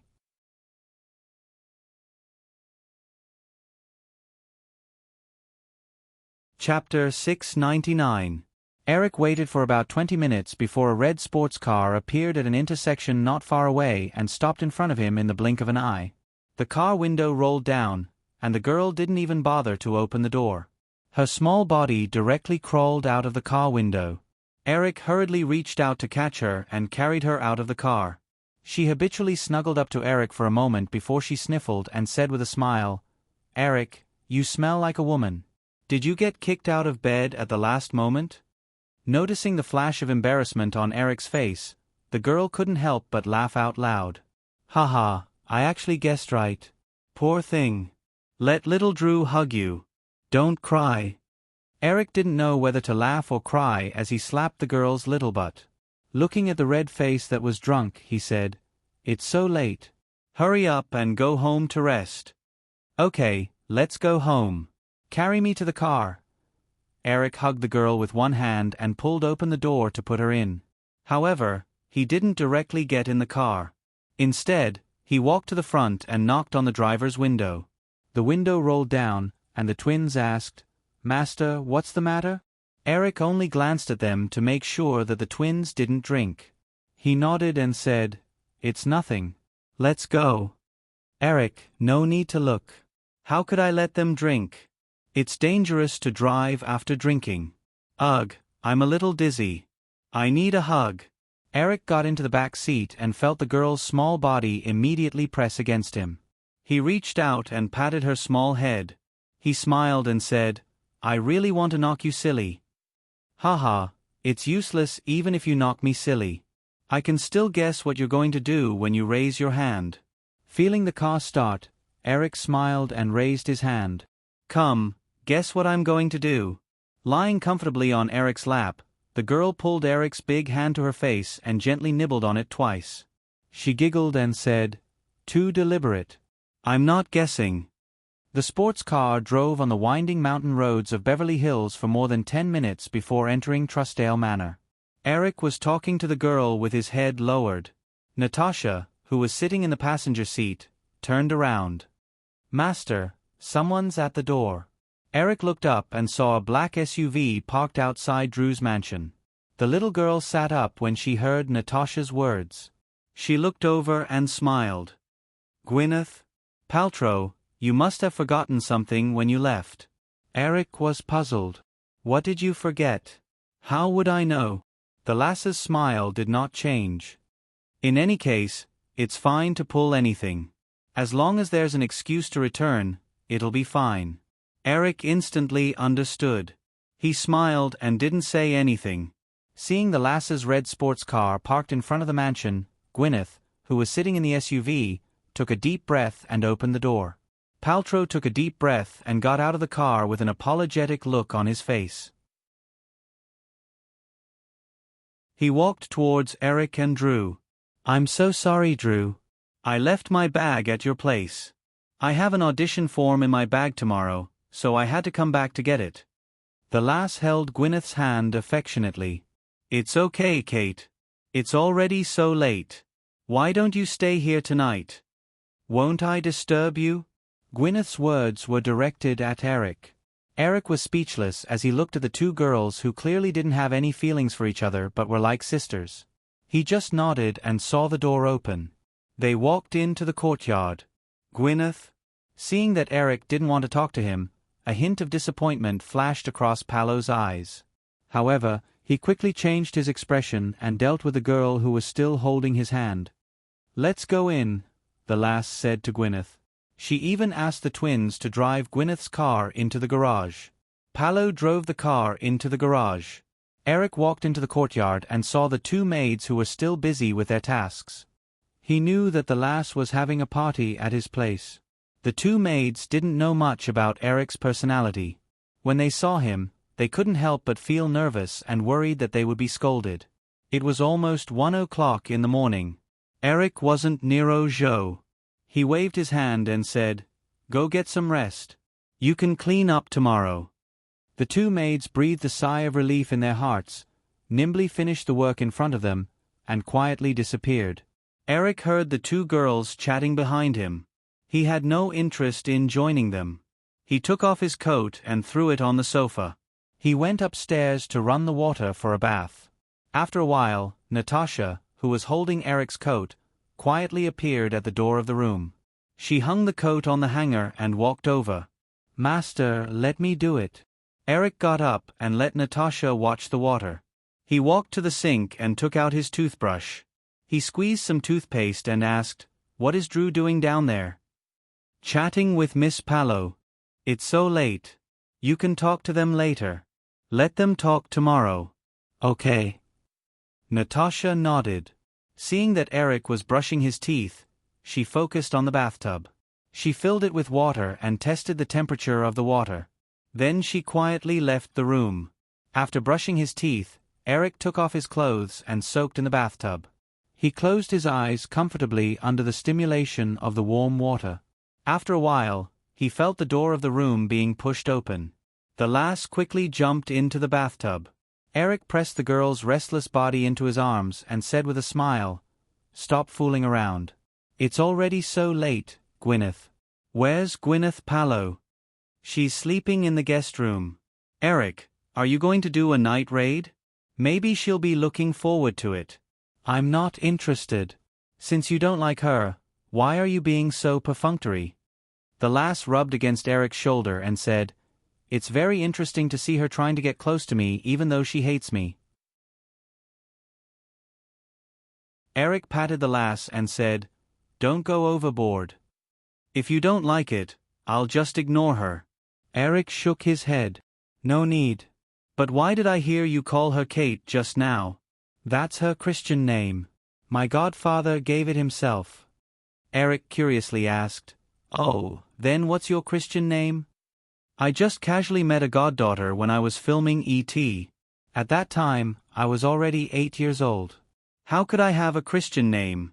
She was born and raised in a famous Hollywood family. When she was baptized, her name was given very formally in the church. Feeling that the lass's mood was inexplicably low, Eric leaned over and kissed her baby face. "It's okay. Why don't I give you a Christian name?" "Okay, do you want me to call you Dad?" Don't call me that." "Hee hee." The lass twisted her body again, creating a splash. "You obviously like it. I can feel it." Eric reached out and held the lass down again. "If you continue messing around, I'll throw you out." "Hee hee." The lass laughed a few times and stopped messing around. She said, "By the way, Eric, I got a very cool script today. It cost a whole $500,000. Help me take a look." "Tomorrow." "Don't you know what time it is?" "Just one look." The little girl became more and more energetic as time passed. As she spoke, she climbed to the edge of the bathtub, grabbed the shampoo bottle, and knocked on the edge of the bathtub. She called out repeatedly, "Natasha, Natasha." The twins' voices came. "Boss. Help me get the script today." "Okay." A moment later, the door was gently pushed open. Natasha walked in with a script in her hand. However, there was a faint blush on her usually quiet and beautiful face. Her eyes were slightly averted, and she did not dare to look at Eric, who was soaking in the bathtub. Although there was a layer of foam floating on the bathtub and nothing could be seen, Eric also felt a little embarrassed. Just as he was about to ask Natasha to quickly leave, the lass stretched out her two white little arms and asked Natasha to help her dry them with a towel. She said, "What are you shy about? I'm Eric's, and you're also Eric's." Natasha responded in a low voice, "Yes, boss." After the twins left, Eric asked, "What did you do?" The lass did not directly answer. She smiled and said, "If you don't want them, I'll give them to someone else." Okay, I won't give them to someone else. Haha, let's read the script. The lass held the script in one hand and handed a dry towel over with the other. Eric dried his hands and took the script from the lass. When he opened it, his eyes almost popped out of their sockets. There was only one word on the cover of the script: Scream. On the screenwriter column was a name that Eric was very familiar with. Kevin Williamson? Williamson? Fortunately, the lass turned around to hang the towel, so she did not see the momentary surprise on Eric's face. Otherwise, she would have guessed something. When the lass turned around, Eric asked casually while flipping through the script, "Where did you get this script?" "Recently, everyone has been fighting for it." However, when the price reached $350,000, a few major studios have withdrawn. Only a few independent production companies are still competing. I think this script is very cool, so I directly bid $500,000 to get it. A script by a famous Hollywood screenwriter could be sold for $2 to $5 million. However, due to the box office potential, the price of a horror film script was usually not too high. Although Scream was a box office hit in the original spacetime, just based on the current situation, the asking price of $500,000 was a little high. A horror film script would be considered good if it could be sold for around $200,000. Even if it was more exciting, it would not exceed $400,000. This was why several major film studios would withdraw at the price of $350,000. The lass once again guessed Eric's thoughts from his expression. She explained, $500,000 is not just for this script. It also includes the contract for 2 more sequels. There are also 2 other similar scripts. In total, there are actually 5. Hearing the lass's words, Eric's previous thoughts vanished into thin air. Seriously, how could this lass be at a disadvantage? Eric could guess the screenwriter, Kevin Williamson's thoughts. In Hollywood, as an unknown screenwriter, $500,000 was definitely a huge sum of money. There were thousands of scripts in Hollywood every year. Many screenwriters often fell silent after 1 or 2 works. They might not be able to earn $500,000 in their lifetime. Kevin Williamson must also be thinking of getting more from this script. However, $500,000 for 5 films. When Scream was a box office hit, Kevin Williamson would definitely regret it in the future. Feeling the change in Eric's mood, the lass also laughed proudly and said, "Eric, what do you think of me playing the role of the girl who is killed at the beginning of the script?" Eric leaned against the edge of the bathtub and flipped through the script in his hand. He asked calmly, "Why do you have this idea?" "I just think it's very interesting. I haven't acted in a movie for a long time, and this role won't take long." "Well, if you like it, then do it. By the way, how's the script for Tina's Mean Girls coming along?" "It's already started preparations. We plan to release it at the end of the year. As for Scream, if the shooting goes well, we plan to release it at the end of the year. If no one is willing to release it, we'll do it ourselves." Oh, and the sequel to Mission Impossible. 2 days ago, Kevin called? Kirshner's agent called and said he wanted to talk about the sequel. Eric asked, "How did you reply to him?" The girl laughed. "Of course we're ignoring him. Everyone knows that there's a big problem with Future Waterworld." Although it's barely finished filming, we heard that the movie cost $130 million during the filming period. I heard that the original director was so scared that he quit. Now the post-production costs are at least $30 to $40 million, right? Kevin Durant. Costner definitely wants to sign the sequel to Mission Impossible. If Future Waterworld fails, he'll have some protection. I won't let him succeed. Even if he wants to talk, he'll have to wait until Future Waterworld is released. Hee. With Scream and Mean Girls, AI me and I will be busy for a long time. There's also the Forrest Gump that's going to be released during the summer. We also have to participate in the promotion of Night at the Museum. There are too many things to do. Warner Brothers was forced to take on Kevin because of the collective strike of the big-name actors last year. The future Waterworld that Costner had been preparing for would definitely be regretting it now. The final production cost was $170 million, and the promotion cost was at least another $30 million. The total cost was $200 million. Warner Brothers needed to recover $600 million worldwide to recoup the cost from the box office.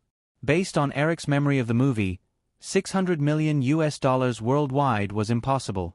It was good enough that it didn't fail miserably. When the box office was low, even if it was a blockbuster that cost $200 million, the revenue from the peripheral video and TV licensing would definitely not be high. It was almost certain that Warner Brothers would suffer a huge loss on the movie. Eric couldn't help but think of Warner Brothers' summer release list this year. In addition to Future Waterworld, there were also Batman Forever, Thief of Fire, Fair Game, and Secret Order of Evaporation. Apart from Batman Forever, Eric didn't remember any of the other movies selling well worldwide, at least in terms of box office. However, the cost of each of these 5 movies was higher than the last. Putting aside the $170 million cost of Future Waterworld, Batman Forever cost $120 million because of the cast of stars. Secret Order of Evaporation was also paid a huge amount by Arnold Schwarzenegger. Schwarzenegger's high salary was also $100 million, and Thief of Fire was $70 million. Fair Game, which was accidentally messed up by Eric last year, had the lowest production cost, but it was still $50 million. From Eric's point of view, these films were definitely not worth the high production costs. Although Time Warner's film business revenue would be greatly increased due to the continuous bombardment of the 5 summer blockbusters, in terms of profits, Eric was almost certain that compared to last year's loss of only $91 million, Time Warner's loss this year would definitely be greatly increased.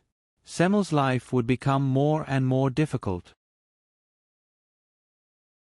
Perhaps Firefly could do something while Time Warner's performance was low. After all, Time Warner had something that Eric coveted but Firefly did not have. Lying on a strange bed in a strange room, Gwyneth thought to herself. Paltrow tossed and turned for a long time. His mind was in a mess. Anticipation, yearning, jealousy. Although she was Spielberg's goddaughter, Gwyneth Paltrow had always been disdainful of Drew. She was just a girl who relied on her surname to make a living in Hollywood. However, Drew's good luck in the past few years had driven her crazy with jealousy. Just thinking about the multi-million-dollar mansion that she was in, Gwyneth Paltrow gritted her teeth. She didn't know when she would be able to buy a house that belonged solely to her. In the past few years, she had been deliberately lowering her status to date Drew, but this little B*TCH had not even been able to bring her an audition opportunity for a big-name film. She hated him even more. B*TCH. Wasn't she just hooking up with Eric Williams? I must snatch him away. He didn't know how long he had been plotting in his mind, but the sky outside the window was starting to brighten. Greenies? Only then did Paltrow fall into a deep sleep. When he opened his eyes again, the sunlight had already filled half of the bedroom. In a daze, she picked up her watch and looked at it. It was 9:30. Gwyneth Paltrow suddenly sat up and hurriedly washed up. He sat in front of the dressing table and carefully dressed himself. He silently prayed a few times in his heart that he hadn't left yet. Otherwise, he didn't know when they would meet again. That little B*TCH had never taken the initiative to introduce Eric to them. Williams. Some girls had begged her many times to take them to the Sharp Corner Manor, but they had all failed. She dressed up carefully. Gwyneth. Paltrow walked out of the guest room. There were no traces of the party last night inside or outside the villa. It even seemed empty. She walked all the way to the living room. Paltrow didn't meet anyone. Just as she was about to go out, she saw one of the twins coming down with a few clothes. Seeing her, they stopped and greeted her politely. Although she was a little jealous of the twins' flawless faces, "Gwyneth?" Paltrow still asked calmly. "Natasha, where is Mr. Williams?" "Miss Paltrow, Master is outside." Gwyneth. Paltrow was stunned. She asked hesitantly, "You called him Master?" The twins nodded. Their expressions didn't change. They asked, "Miss Paltrow, do you want breakfast?" Help me prepare a fruit salad with some honey and a glass of milk. Heat it up a little. 40 degrees would be best. Oh, and send it outside later." "I want to eat in the yard," said Gwyneth. Paltrow digested the way she had just addressed Gwyneth. Feeling the respect from the twins, she subconsciously ordered like a mistress. "Okay, Miss Paltrow." Natasha nodded. She turned around and walked away quietly. Gwyneth. Paltrow stood there in a daze for a moment. It would be great if she could always have such a gentle servant to serve her. She quickly pulled herself together and walked out of the villa. Outside the villa was a square swimming pool. There were lawns and shrubs on both sides. The west side led to the main entrance. There was a large open space for temporary parking. A small road extended to the east. It led to a triangular viewing deck that overlooked the entire Los Angeles. Gwyneth. Paltrow immediately saw Eric sitting at a long table on the deck. He seemed to be on the phone. There was also a laptop, a fax machine, and a pile of documents on the table. The other twin sat quietly on a chair at the entrance of the deck. She held a book in her hands and lowered her head to read quietly. Although this scene was a little strange, "Gwyneth?" Paltrow still walked over without hesitation. However, when she reached the entrance of the deck, she was stopped by the twin who stood up. "Sorry, Miss Paltrow. The boss is on the phone." Although she knew that they weren't the same person, the completely different attitude of the two identical girls still made Gwyneth feel a little uncomfortable. Paltrow was a little unhappy and insisted, "I just want to say hello to Mr. Williams." "I won't disturb him." The twins still shook their heads quietly. They didn't intend to let her pass. She noticed that Eric also looked over. "Gwyneth." Paltrow hurriedly waved at Eric eagerly. Eric smiled and nodded. He said a few words to the person on the other side and hung up the phone. "Natasha, let Gwyneth come over." "Yes, Master," Natasha replied softly. She quietly moved to the side and sat on the chair again to quietly read the book in her hands. "Gwyneth." Paltrow walked up briskly, but quickly stopped. She greeted him in a very ladylike manner. "Morning, Eric." "Morning." Eric smiled gently. He didn't mind her being so friendly. He sat down in front of the laptop and opened a document. "Gwyneth." Paltrow was originally sitting on the other side of the long table. When she saw Eric sit down opposite her, she immediately got up and walked over to him. She glanced at the interface of the laptop and happened to see the YCR software icon on the desktop. She said, "Eric, you use YCR too?" "I have it too." "Can you give me your number?" "Sorry, Gwyneth. This is for work. I don't add personal friends." "Gwyneth." Paltrow persisted. "Oh, don't you have a personal number?"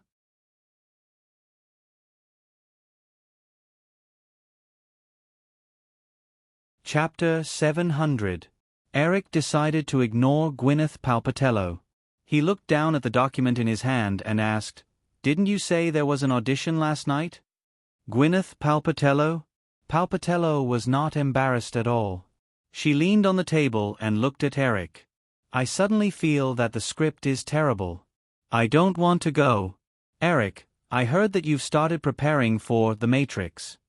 I've read that novel many times. Do you think there's a suitable role for me? This woman really thought too highly of herself. Eric smiled and said, "How about the female lead?"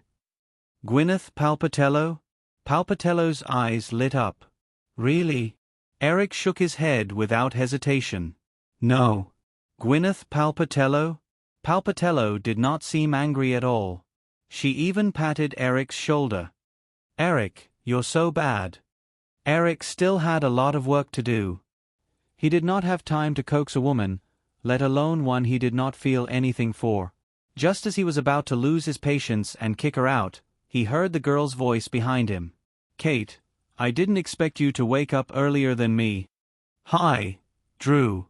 "Good morning," Gwyneth Palpatello said. Gwyneth Palpatello greeted the girl.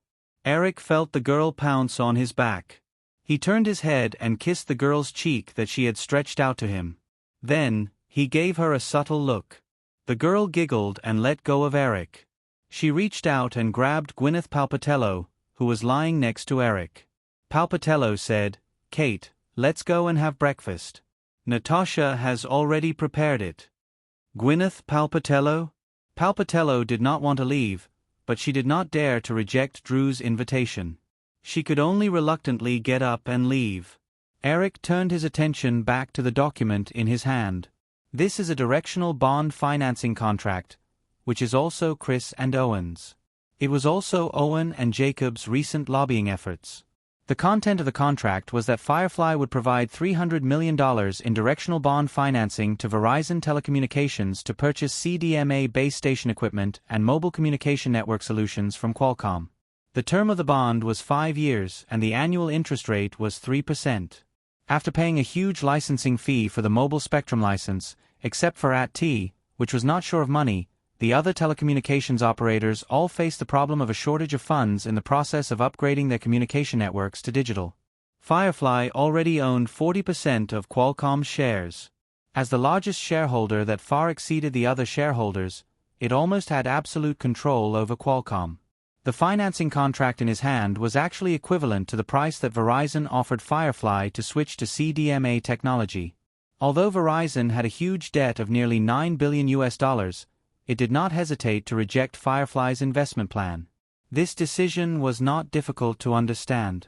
For a company with a very broad development prospects, the cost of equity financing was much higher than bond financing.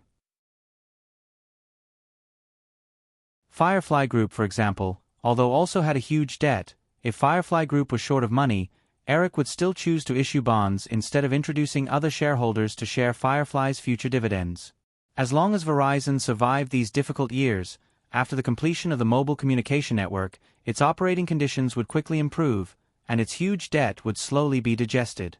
However, this contract also had a sense of looting a burning house. Because of the huge debt, Verizon had to raise public financing again.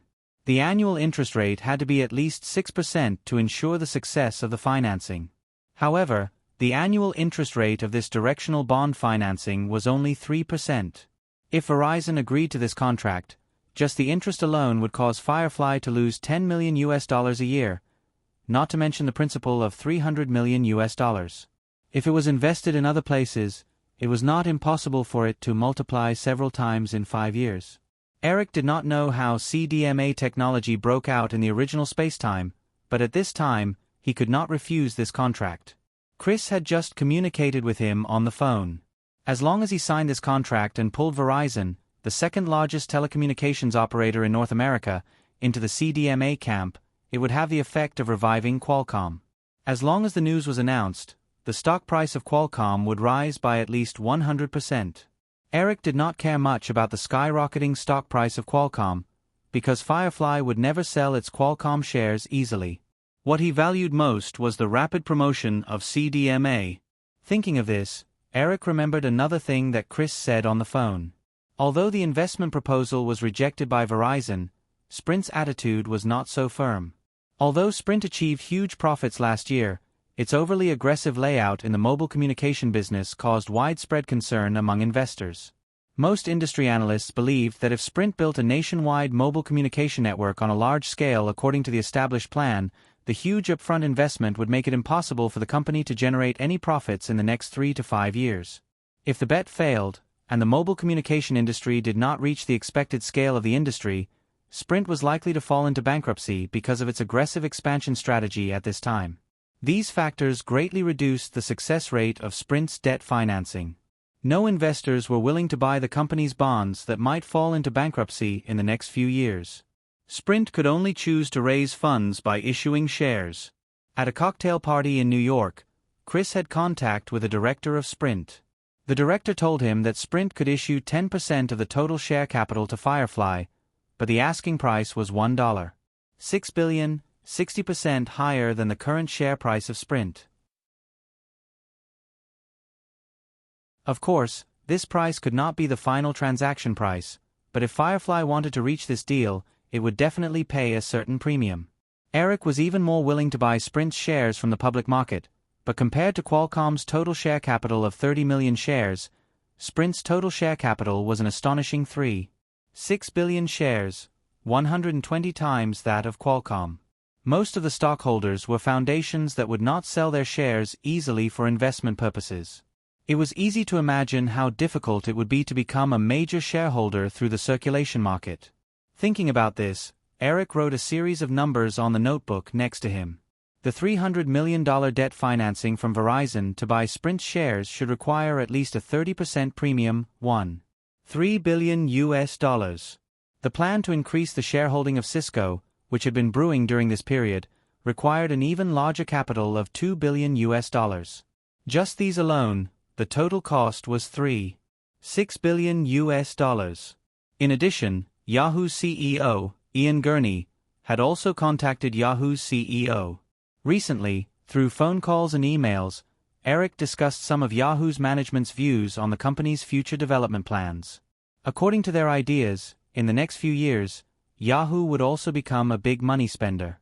Even if Firefly Group maintained an annual profit of $2 billion in the next few years, with Eric's 73.7% stake in the company, he could only get $1.5 billion in dividends every year. Although there were a few other extra income, it was not enough to support these plans. After thinking for a while, Eric could only decide to take one step at a time.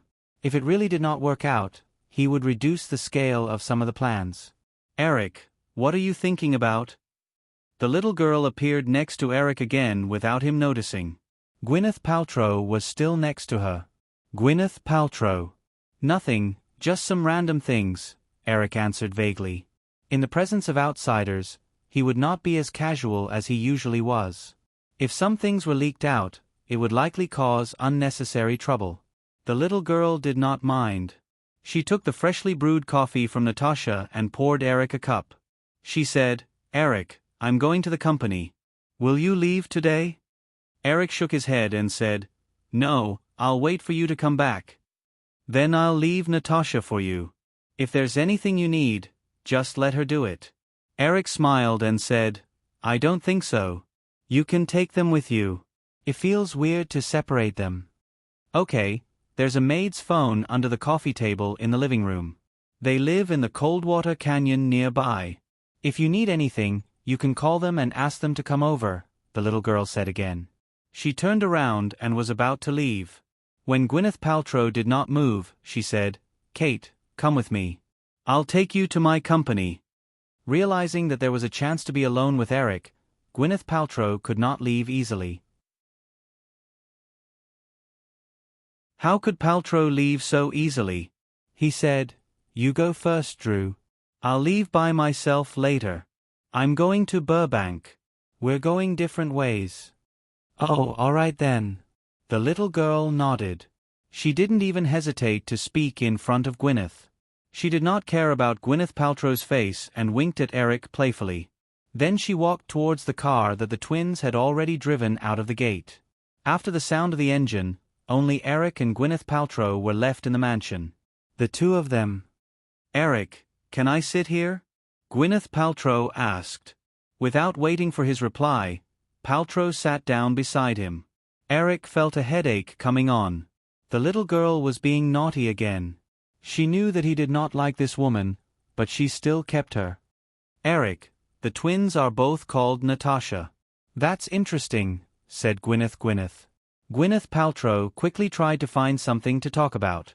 Eric answered casually, the older sister is called Natasha. The younger sister's name is too long and in Russian. No one can remember it, so they're used to calling her Natasha. Oh. Gwyneth Paltrow seemed to be interested. Then when the two of them are together, how can you tell who is calling who? They're the same. Why should they? When they're together, they'll call her Natasha. The older sister will agree. How interesting. It would be great if I could have such a pair of servants, said Gwyneth. Gwyneth Paltrow did not hide the envy in her voice. Eric smiled and turned to look at Gwyneth Paltrow. A strange thought flashed across Gwyneth Paltrow's mind.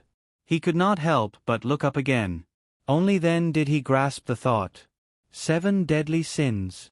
Although he had been combing through the movies in his memory, Eric realized that he had forgotten about this classic movie. Moreover, according to the information in his memory, 7 Deadly Sins was released in 1995. At the very least, filming should have started by now. However, the female lead was here, and the male lead was still in the TV industry. Eric had not heard of 7 Deadly Sins. If it were not for the fact that the female lead did not have a strong presence in the movie, Eric did not know when he would have remembered it. In the original spacetime, 7 Deadly Sins caused a sensation as soon as it was released with a dark and desperate plot. It earned $300 million at the box office worldwide at a cost of $30 million. It was also an iconic work for New Line Cinema to become a first-tier film company. Gwyneth Paltrow? Seeing Eric looking at her strangely, Paltrow's expression changed slightly. She said in a reserved tone, Eric, what are you looking at? Nothing, Eric said and picked up the phone next to him. Sorry, Gwyneth. I need to make a few calls. Gwyneth Paltrow? Paltrow's expression was a little bitter. Do you want me to leave? Eric nodded. However, remembering that she had just helped him remember a movie that had escaped the net, Eric did not want to be so harsh. He said, You can go to the living room and watch TV for a while. Gwyneth? Paltrow felt that Eric's tone had softened. She was smart enough not to pester him anymore. She got up and walked into the villa. Eric held the phone and thought for a while. He called the person in charge of New Line Cinema and asked if there was a Drew named and Kevin. Walker's screenwriter information. Since the big boss had personally called, the person in charge of New Line Cinema did not dare to ask too much. He just dutifully followed Eric's instructions to find out the relevant information. Eric quickly found and drew Kevin. According to Walker's information, this screenwriter already had a movie that had been released under his name. It was called 6 Degrees of Tremor. In addition, Eric also successfully found the name 7 Deadly Sins. The script for 7 Deadly Sins did not deviate from the original track. It was still in the hands of New Line Cinema. However, the person in charge of New Line Cinema had been a little hesitant about this project. Because the script was too dark and there were not many selling points. In addition, they had not been able to find a suitable director, so it had been shelved. Moreover, New Line Cinema's budget for this script was only $8 million USD. They wanted to make it a low-budget cult film. Therefore, this small project did not appear in front of Eric at all. Eric also knew that as his status rose, he would definitely not be able to see a lot of things that he could have seen. This was something that could not be changed.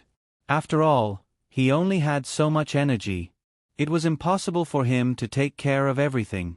He ordered the person in charge of New Line Cinema to fax the script over and asked him to contact David directly. Eric only hung up when Finch came to see him. Gwyneth Paltrow was not in the mood to watch TV. He kept looking over from the villa. When he saw Eric hang up, he could not wait to walk out. When he came to Eric's side, he saw that the fax machine on the long table was making light clicking sounds.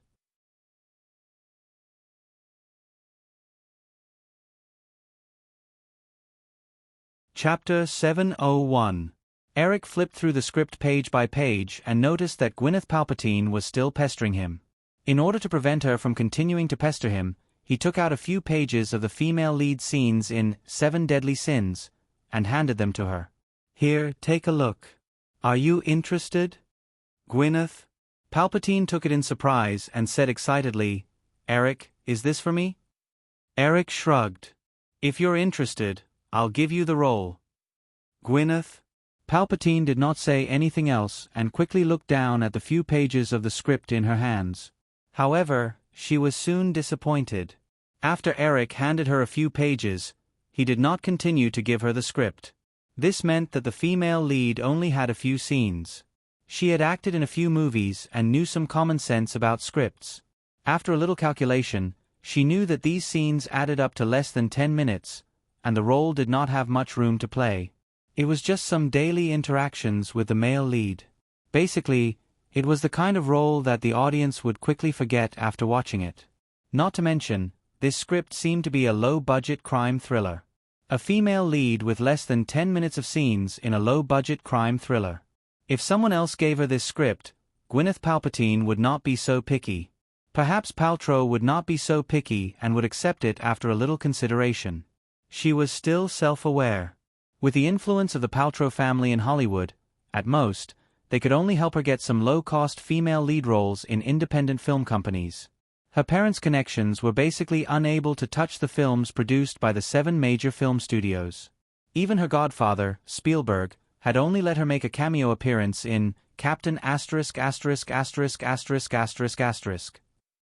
that, she had not been able to get any roles in Spielberg's films in the past few years. However, this script from Eric was far less than Gwyneth Palpatine's. Palpatine expected. With Eric's status in Hollywood, as long as he helped her pull some strings, she would be able to get the lead actress role in an A-level production, even if it was a film company that was competing with Firefly. Gwyneth.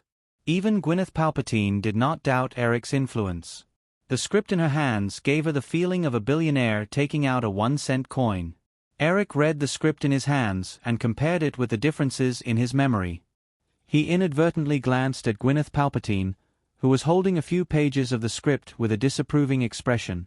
Palpatine could probably guess what she was thinking and smiled in his heart.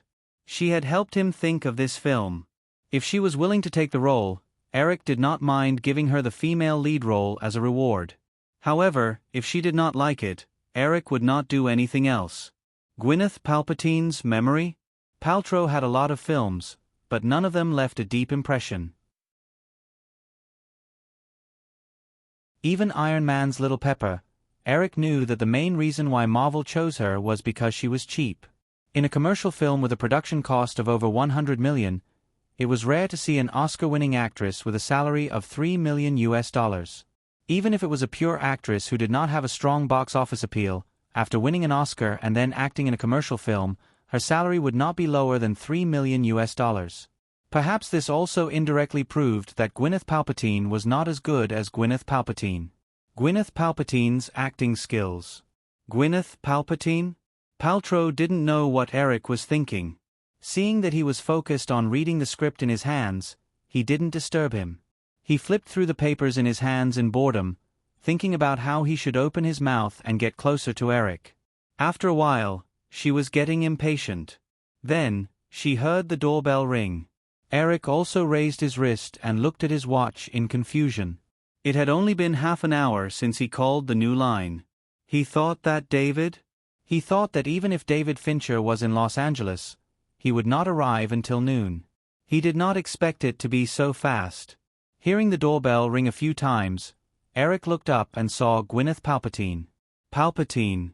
Gwyneth? Palpatine sat there in confusion for a moment. She quickly got up and smiled politely. Eric, sit here. I'll go open the door. Seeing the woman walk away, Eric's lips twitched. He also got up and tidied up the scattered documents on his desk. 3 years ago, he was lucky enough to be chosen by Fox. Scott and James? Cameron took over the lead role of the 3rd film in the Alien series from the hands of 2 great directors. Vinci had originally planned to go all out, but in the end, he was greeted with a bucket of cold water. The cost of Alien 3 was more than twice that of the previous 2 films. After the film was released in North America, The box office and reputation of the film were the lowest in the series. Also, during the filming, David Fincher had various conflicts with the producers. Fincher realized that Hollywood was not that fun. After the box office failure of Alien 3, David Fincher had to leave. He had to leave Hollywood temporarily to continue shooting music videos. 3 years passed in the blink of an eye. Although he had received some film offers during this period, most of them ended in the negotiation stage. The conflict was basically centered on the control of the film. David Fincher? Vinci did not think that the failure of Alien 3 was entirely his fault. At that time, not only did he not have the final editing rights, but even the rights to modify the script were in the hands of Fox. The final film was not at all what he had originally conceived. That experience also made David Vinci very frustrated. Fincher made up his mind that if he could not get enough creative rights for future film offers, he would rather not shoot. Today, he was discussing the production of a music video with a singer living in Beverly Hills when he suddenly received a call from an unknown number. It was Eric. Williams wanted to see him, David Fincher thought. The first thing he thought was that the other party must be joking. Everyone in Hollywood knew about Eric Williams. That was for sure. But he was also sure that Eric Williams could not have known him. After some communication, he finally realized that this was most likely true. So, he hurriedly said goodbye to the singer and drove to the location mentioned on the phone. Until he rang the doorbell, David Fincher's doubts were still there. Fincher's doubts did not dissipate. He thought of some recent rumors in Hollywood. Heard that Eric Williams gave Firefly's key film project next year to 2 rookie directors. Although the media's comments on this matter tended to be cautious, in private, many people were looking forward to seeing Firefly fail in this matter. Then, Eric Williams suddenly found him. It must be related to the film. The door of the mansion opened and a woman in a black knee-length dress appeared in front of him. Fincher pulled himself together and reached out his hand to her, but for a moment he was speechless and did not know how to address her. Hello, I am Gwyneth Palpatine. Gwyneth Palpatine? Palpatine also did not know David Fincher. With Fincher's identity, looking at the other party wearing a white loose long-sleeved t-shirt and sweatpants, he did not show contempt at first and politely shook hands with him.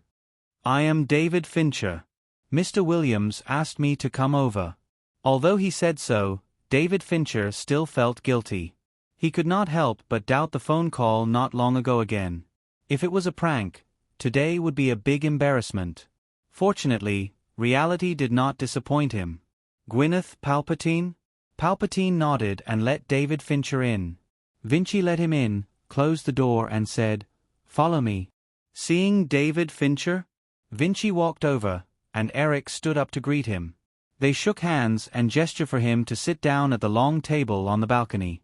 Seeing Gwyneth, Palpatine also wanted to sit down. Eric helplessly pointed at the coffee pot on the table. Gwyneth, can you make 2 cups of coffee for us? Oh, okay. Gwyneth Palpatine was stunned. Pallet was stunned for a moment. He picked up the coffee pot reluctantly and only bared his teeth angrily when he turned his back to the 2 of them. Eric turned his attention to David Fincher. The current David Fincher? Fincher did not look like a middle-aged uncle. He was in his early 30s, thin and tall, and dressed like a hippie. Looking at David Fincher, Eric directly handed the script of 7 Deadly Sins to him and smiled. I think you must be wondering how I found you. However, let's not talk about these boring details. I have seen Alien 3, and happen to have a script in my hand. I think you can give it a try. Although we are still unfamiliar with each other, I think we will definitely get to know each other in the future. Oh, you can call me Eric. Eric's words also made David Fincher relax. Vinci relaxed and took the script. He also smiled and started to read it. Gwyneth. Palpatine dawdled for a while before bringing the coffee over. Eric took the tray and said, Gwyneth, if you are not in a hurry to leave, you can watch TV for a while. Gwyneth.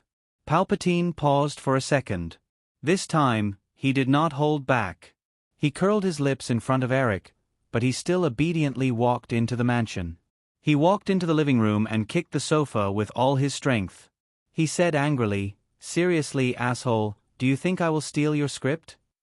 Eric sat on the side, drinking coffee and quietly working on his email for about half an hour. Fincher put down the script and said, "Eric, I finished reading it." "Oh." Eric sent out the email he just wrote. He closed the email interface and turned to David Fincher. Fincher asked, "What do you think?" "The theme of the script is pessimistic and dark, but the plot structure is very clever. Maybe we can make a very special film." Before Eric answered, David Fincher's expression changed. Vinci calmed himself down and said seriously, "Eric, although I really hope that I can work with Firefly and you, there is one thing that I want to make clear." "Please." Eric gestured for him to go ahead. "David Fincher?" Fincher said, 3 years ago, my work with Fox was not very pleasant. The whole shooting process was spent in arguments and disagreements. I don't think Alien 3 is my work. I don't want this situation to happen again. So, if you just want to find a director who will completely follow your will, I'm afraid it will be difficult for us to work together. Eric nodded and said, "I understand. James Cameron? He also doesn't admit that Piranha 2 is his work. You two are quite similar. Then, you can tell me your request first." David Fincher? Fincher did not expect Eric to be so easy to talk to, but he did not dare to ask for too much. From the bottom of his heart, he still really wanted to work with Eric. After thinking for a moment, David Fincher said, "I want to change the script." Vinci said, "I hope to have the right to make appropriate changes to the script, and I don't want anyone to tell me what to do during the shooting. Also, I saw that the budget of this film is only $8 million USD. This is far from enough. As a drama film, we must have enough budget to invite good actors to support this film. As for the final editing rights." Speaking of this, David Fincher felt that it was too much to ask. He scratched his head and hesitated for a moment before saying, "If possible, I want to participate in the final editing." "Then, let me tell you my request." Eric listened with a smile and said, "The directors who have worked with me before all know my habits. If you continue to work with me in the future, this principle will not change. First, we will discuss and reach an agreement on the script. At this stage, you can propose your own changes. As long as I think it is reasonable, I will accept it. Since I want you to direct this film, then I recognize your shooting style. So, as long as the script is confirmed during the preparation stage, I will not interfere too much with the director's shooting. But my request is that once the script is confirmed, I don't want the director to make any major changes during the shooting stage. This way, we can limit our differences to the early preparation stage. If we can't reach an agreement, we won't waste too much time. In addition, the budget is not a problem. As for the editing rights, I can't make too many concessions in this regard. I retain the final editing rights, but I usually delegate the most power to the director. In this regard, you can talk to the directors who work with me, and you will have a rough idea of how much power I can delegate. Eric's relationship with Cameron and Roland? The final editing rights of Emmerich and the others' films were usually given to them. This was because the two of them were purely commercial directors and didn't have much personal will to express. But for David Fincher, Eric had some reservations. David Fincher's personal style had always been very strong. The film 7 Deadly Sins in his previous life was the result of a game between him and New Line. If he gave it to Fincher, the result would probably be David in his previous life. After Vinci's 7 Deadly Sins, the failed Mind Games that was completely based on one's personality.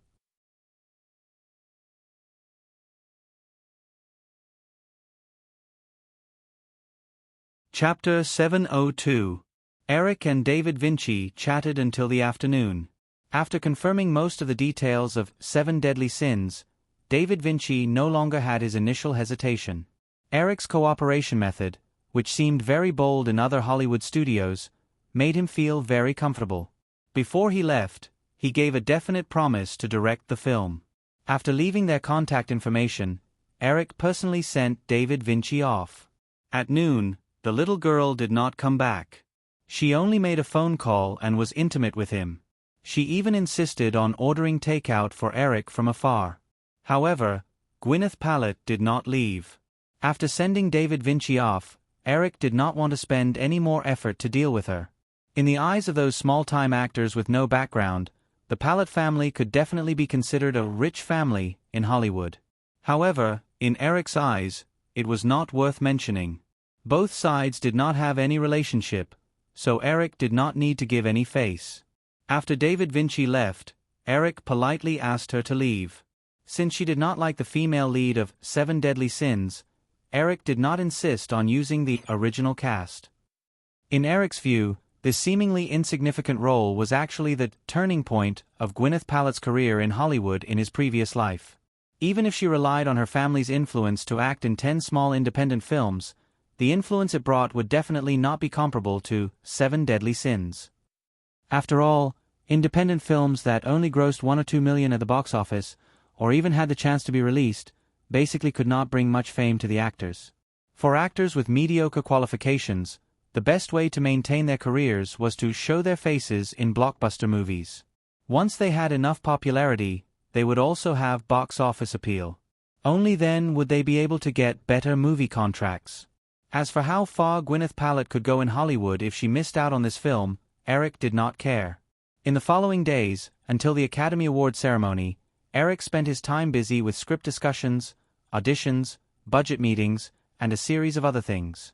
The Oscar PR for Saving Private Ryan was secondary.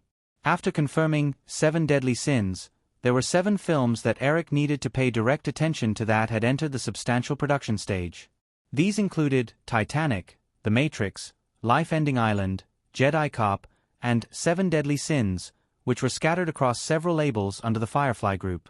In addition, there was also Men in Black 2, which was a collaboration with Columbia, and Thunderbolts 2, which was produced by DreamWorks Productions, which was a collaboration with MGM. In addition to these live-action films, Blue Sky Studio successfully completed the transaction and was affiliated with 20th Century Fox. The inside story of the deal quickly spread in Hollywood.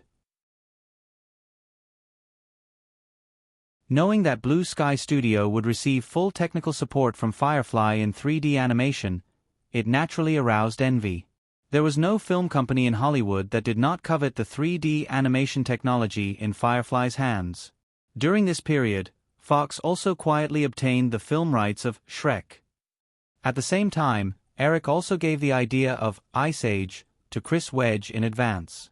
These 2 popular animated film series alone were enough to feed Blue Sky Studio for 10 years. During this period, the only thing that did not go well was the copyright of Transformers. Elizabeth wanted to quietly negotiate with Hasbro for the live-action film adaptation rights of Transformers, but Hasbro was different from other copyright holders. As a world-class toy giant, although they knew that once the live-action version of Transformers was filmed, it would play a great role in promoting the sales of their toy series. However, Hasbro was not soft-hearted at all when it came to the conditions. Not only did they ask for a huge copyright fee, but they also limited the production scale of the film and asked for joint investment in the film. Of course, Elizabeth would not compromise easily. As soon as the 2 sides were in a stalemate, the news quickly spread in Hollywood. There was no shortage of smart people in Hollywood. When the news spread, some people noticed that Elizabeth was the one leading the copyright negotiations. Some people sensed that there was a Firefly behind this matter, so the result was predictable. There was a rush, and Hasbro was also immediately waiting for the best price.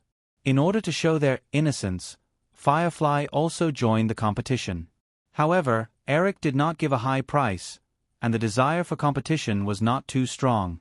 Because of the limitations of special effects and other aspects, it was far from the time to produce the live-action version of Transformers. In fact, the best time to produce Transformers was 10 years later. Even if it was earlier, it would be best to put it after 2000. Before that, if they wanted to produce the live-action effects in Eric's memory, the cost would definitely exceed $200 million. Otherwise, the effect would only be passable. Eric did not believe that the other major film companies would have the courage to invest $200 million in a movie.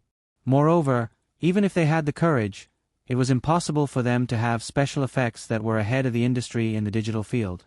As for the special effects company that produced the live-action version of Transformers in his previous life, Industrial Light and Magic, at this time, was far behind in the digital field. Without these prerequisites, even if the other major film companies snatched the copyright and forced the project to start, the chances of success were not high. If they failed, the copyright would naturally be shelved. It was only 1995, and there was still a lot of time. Who knew what would happen during this period? It was late March, and the Oscar Awards were approaching. However, before that, the most sensational event in Hollywood was the Canadian Seagram Group. After more than half a year of negotiations, they finally reached a deal with Panasonic to acquire Panasonic's MCA Group and its Universal Pictures for $7.5 billion. This deal should have been completed at the end of last year, but because of the Michael Ovitz incident at the end of last year, the parties involved in the deal argued for a long time about the huge amount of compensation for Michael Ovitz's departure. There was even news that the negotiations had broken down.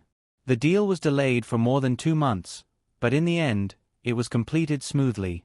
Although Panasonic, Seagram, and Universal did not reveal the details of the compensation agreement with Michael Ovitz, it was not a secret to Eric. Michael Ovitz eventually received $120 million as compensation from Universal, which was shared by both Panasonic and Seagram. At the same time, Universal CEO, Michael Eisner, also signed a new employment contract with Universal during this period, voluntarily reducing his options and bonus ratio for the next few years.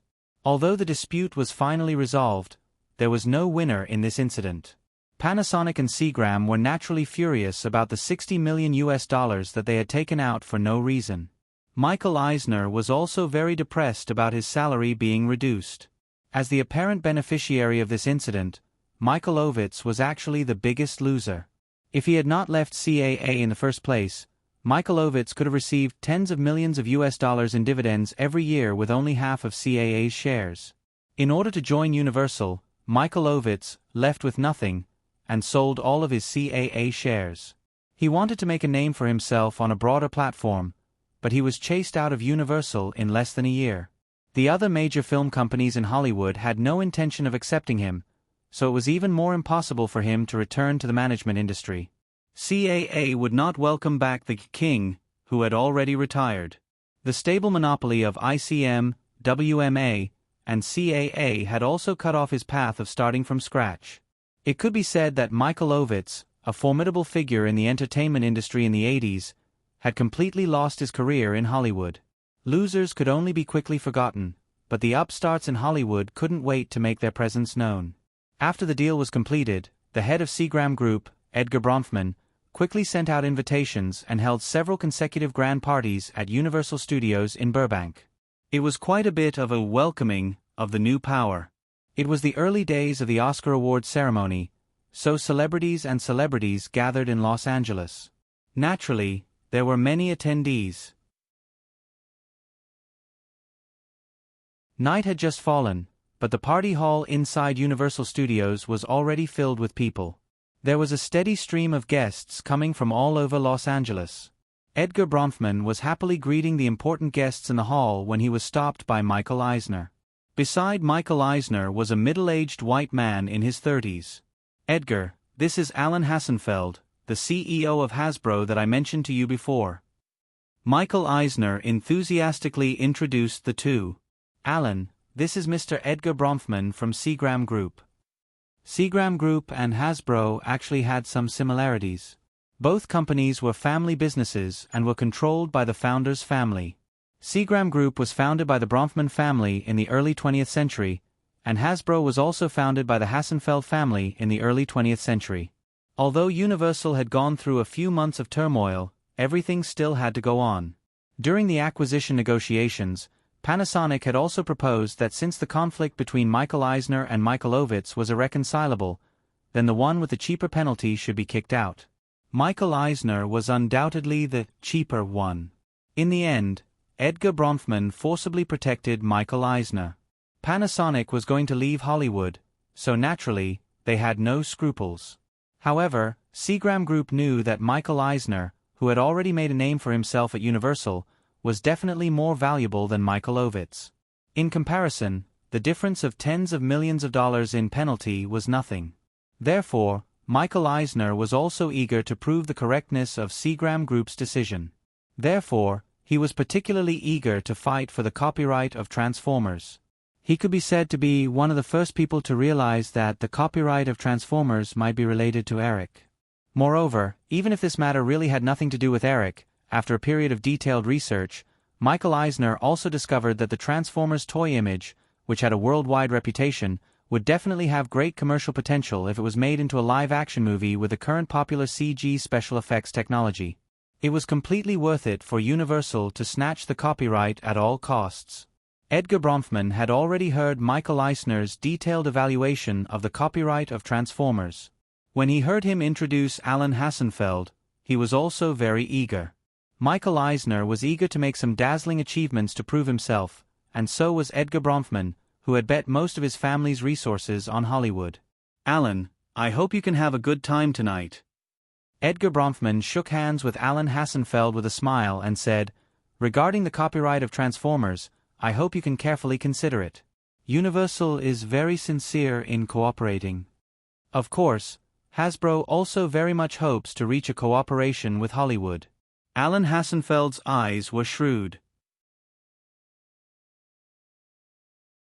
He did not give any answer and answered ambiguously with a smile. Edgar Bronfman did not seem to feel Alan Hassenfeld's perfunctory response. His smile remained unchanged as he said, "In that case, Alan, how about we play golf together tomorrow? We can talk about it in detail then." Edgar, I may not have time tomorrow. I can only apologize. Alan Hassenfeld shook his head. Michael Eisner knew that it was impossible to reach any agreement on such an occasion. The most important thing was to entertain Alan Hassenfeld well. He noticed that Alan Hassenfeld's eyes were looking at the surrounding crowd from time to time and said, "Alan, if you want to know any of the guests here, maybe I can introduce you." Alan Hassenfeld smiled and did not speak. He just gently brought the red wine in his hand to his mouth. Edgar Bronfman's eyes flashed. He realized that Alan Hassenfeld had appeared here without a female companion. After thinking for a while, he said, "Alan, the girls in Hollywood are very enthusiastic. You must not be restrained. If any of the actresses you are interested in is not here, we can help you contact them." As they were talking, there was a commotion at the entrance of the party hall. The three of them could clearly feel that everyone's eyes around them had turned in that direction. Some guests were even walking towards the door. Michael Eisner and the other two looked over curiously. At the entrance, 5 dazzling girls walked into the party one after another. Like 5 mermaids, they instantly became the focus of everyone's attention. Although there was no lack of beauties in Hollywood, these 5 tall girls were dressed in gorgeous haute couture dresses and high heels. Coupled with 5 delicate and flawless faces, they immediately showed a kind of glamorous momentum. It was as if they had instantly attracted the brilliance of all the women in the hall. Looking at the 5 enchanting beauties not far away, Edgar Bronfman could not help but sigh in his heart again at Eric Williams's taste. Although they were not movie stars, the media still paid a lot of attention to these 5 Victoria's Secret angels in Hollywood recently. They would also be presenting the first award of this year's Oscars as guests. Moreover, in many people's opinion, with their current popularity, there was almost no threshold for them to enter the film and television industry. Not to mention Eric Williams's glittering connections, if they showed the intention of acting in films and TV series, the film companies that were interested in them would definitely not be stingy with their movie contracts. In the past, if supermodels wanted to act in movies, they could usually only get some insignificant roles. This was because even if they reached the peak of their fame in the circle, they often did not have much public awareness. But under the operation of Eric Williams, these 5 Victoria's Secret angels had completely jumped out of the supermodel boundary. At this time, they were completely national-level sexy idols. Thinking of Eric Williams, Edgar Bronfman had mixed feelings. Of course, it was impossible for him not to invite him to the recent party. In order to show his importance, after sending the invitation, Edgar Bronfman personally called him. But Eric did not attend the previous parties, and he did not know if he would appear today. When Michael Eisner saw the appearance of Cindy Crawford and the other 4 women, he also had mixed feelings in his heart. When they first met, the young man who seemed a little arrogant to him now not only stood at the peak of Hollywood, but also spread his strong influence outside of Hollywood, and he was still racking his brains to think about how to stabilize his position in Hollywood. However, Michael Eisner's sigh did not last long. His attention quickly turned to Alan Hassenfeld. It was meaningless to think about these things that had become facts. The most important thing was to do the things in front of him well. Noticing that when the CEO of Hasbro looked at the 5 women surrounded by people, his eyes also had the same unconcealable eagerness as a man, Michael Eisner thought for a moment and suddenly had an idea. He reached out and pulled Edgar Bronfman beside him, secretly giving him a look. Michael Eisner said to Alan Hassenfeld, "Alan, these 5 beauties should be the most beautiful in the world. Let's go and get to know them." Edgar Bronfman did not understand Michael Eisner's meaning, but he said very cooperatively, "Yes, in the recent selection of the most beautiful female stars of the year in some magazines, the 5 of them are basically in the top ranks. It would be a pity if we don't get to know such beauties." With the two's urging, Alan Hassenfeld no longer refused. He nodded and said, "I'm also looking forward to getting to know them." While the 3 of them were talking, the 5 Victoria's Secret angels, surrounded by different guests, had gradually scattered around the hall. Michael Eisner took Alan Hassenfeld directly to Diane Kruger, who was wearing a burgundy evening dress.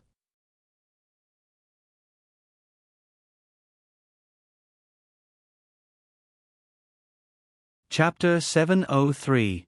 Seeing Michael Eisner and the other 2 walking over, the guests around Diane Kruger sensibly took the initiative to leave. Diane Kruger's manager whispered a few words into her ear. The girl nodded slightly and gracefully shook hands with Michael Eisner and the others. "Mr. Eisner, Mr. Bronfman, thank you worldwide for inviting us to this party." The agent didn't introduce Alan Hassenfeld, so Diane Kruger greeted Michael Eisner and Edgar Bronfman first. "Miss Kruger, it's the honor of this party to have you here." After complimenting them, Michael Eisner gestured to Alan Hassenfeld and took the initiative to introduce him. "This is Mr. Alan Hassenfeld, the chairman and CEO of Hasbro." Diane Kruger's burgundy gown made her look like a blooming rose. Her delicate face had a hint of immaturity and childishness. This contrast made many mature middle-aged men feel tempted.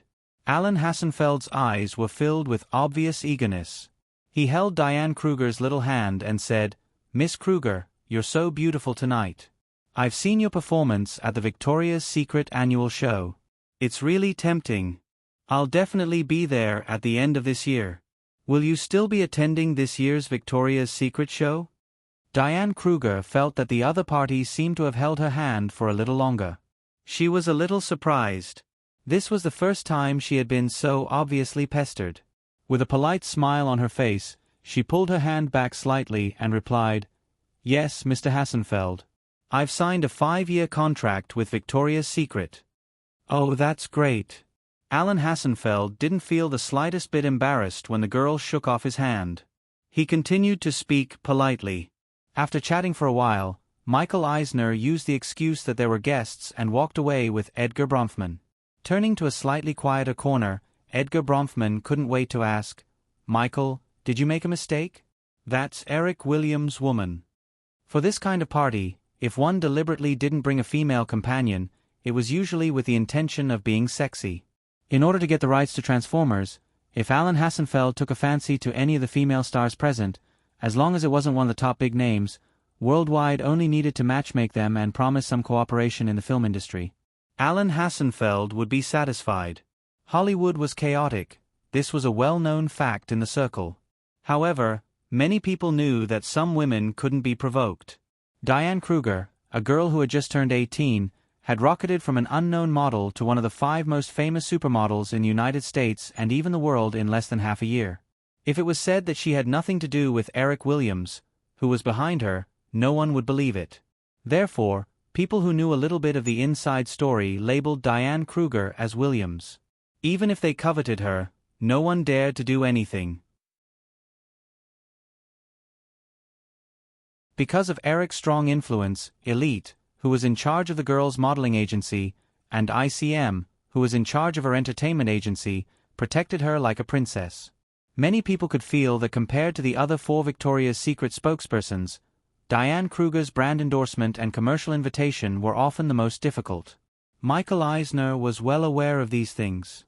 When he heard Edgar Bronfman's question, he looked at the crowd around him and whispered, "Of course I know that she's Eric Williams' woman." Imagine, if Alan Hassenfeld were to hit a wall in front of her, or even further discord with Eric Williams, would the film companies under the Firefly system still be able to get the rights to Transformers? Born in a wealthy family, Edgar Bronfman knew from a young age that business competition had always been unscrupulous. If you wanted to play a business war game warmly, the result would only be a crushing defeat. After Michael Eisner finished speaking his thoughts, he easily agreed. However, a trace of concern still arose in his heart.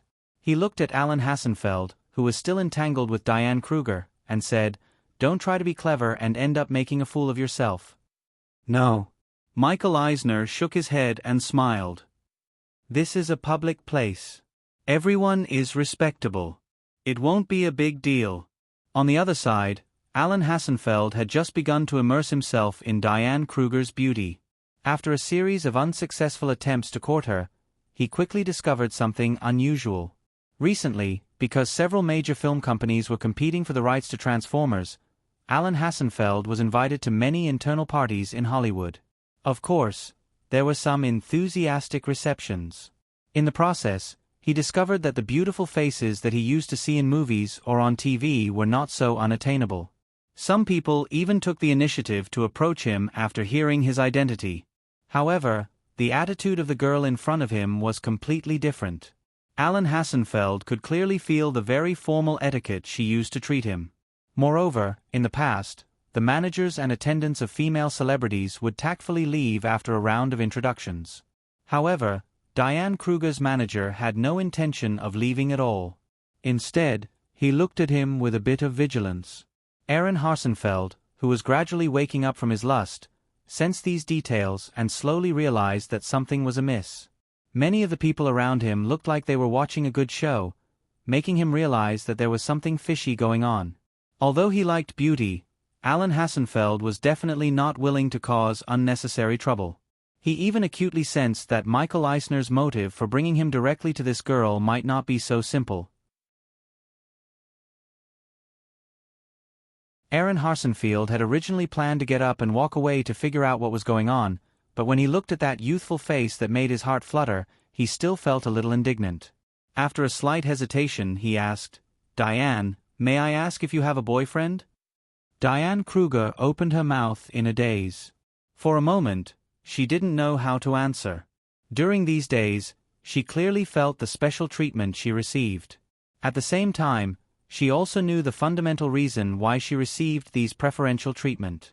It was because people regarded her as Eric Williams' woman. From last year until now, even without deliberately inquiring, she could feel his omnipresent influence in Hollywood. This powerful influence even allowed her to enjoy the meticulous care of everyone around her just because of some scandals between the two of them. Immersed in this princess-like treatment, unconsciously, even she silently acknowledged her identity. It seemed that she really should be his woman. What's more, there was no harm in being his woman. However, Alan Hassenfeld's sudden question was like a silver needle that came out of nowhere, popping the dream bubble that she had built as if she had hypnotized herself. A trace of fear appeared in her heart. If in the future, the people around her who treated her with respect and took care of her discovered that she had nothing to do with him, what would the result be? Suddenly, she felt as if she was in a free fall, falling. It was the same feeling she had when she woke up from a dream. Heaven, the mortal world, hell. In contrast to Diane Kruger's sudden daze, ICM's agent, Susie Dean, who had been standing beside her, heard Alan Hassenfeld's question and finally understood that this guy in front of her really didn't know anything. It was no wonder he was so entangled. Susie Dean knew about the recent fight over the copyright of Transformers, so she didn't want to cause any unpleasantness with Alan Hassenfeld. Because of their relationship with UTA in the past, Firefly and ICM had been very close over the years. The reason why ICM was able to compete with the two veteran agencies CAA and WMA, and rapidly expand its client base to nearly 3,000 people in just a few years was inseparable from the support of several film companies in Firefly system. Kapoor Sid had smoothly become ICM CEO because of this.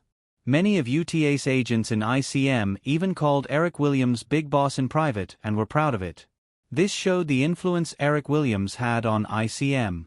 If this matter affected the ownership of the copyright of Transformers, Diane Kruger and Alan Hassenfeld would be fine. However, her agent, who didn't handle this matter well, would be in trouble. When Susie Dean heard Alan Hassenfeld's question, she thought that this shrewd girl would subtly hint at her relationship with Eric Williams. However, she inexplicably began to stare blankly.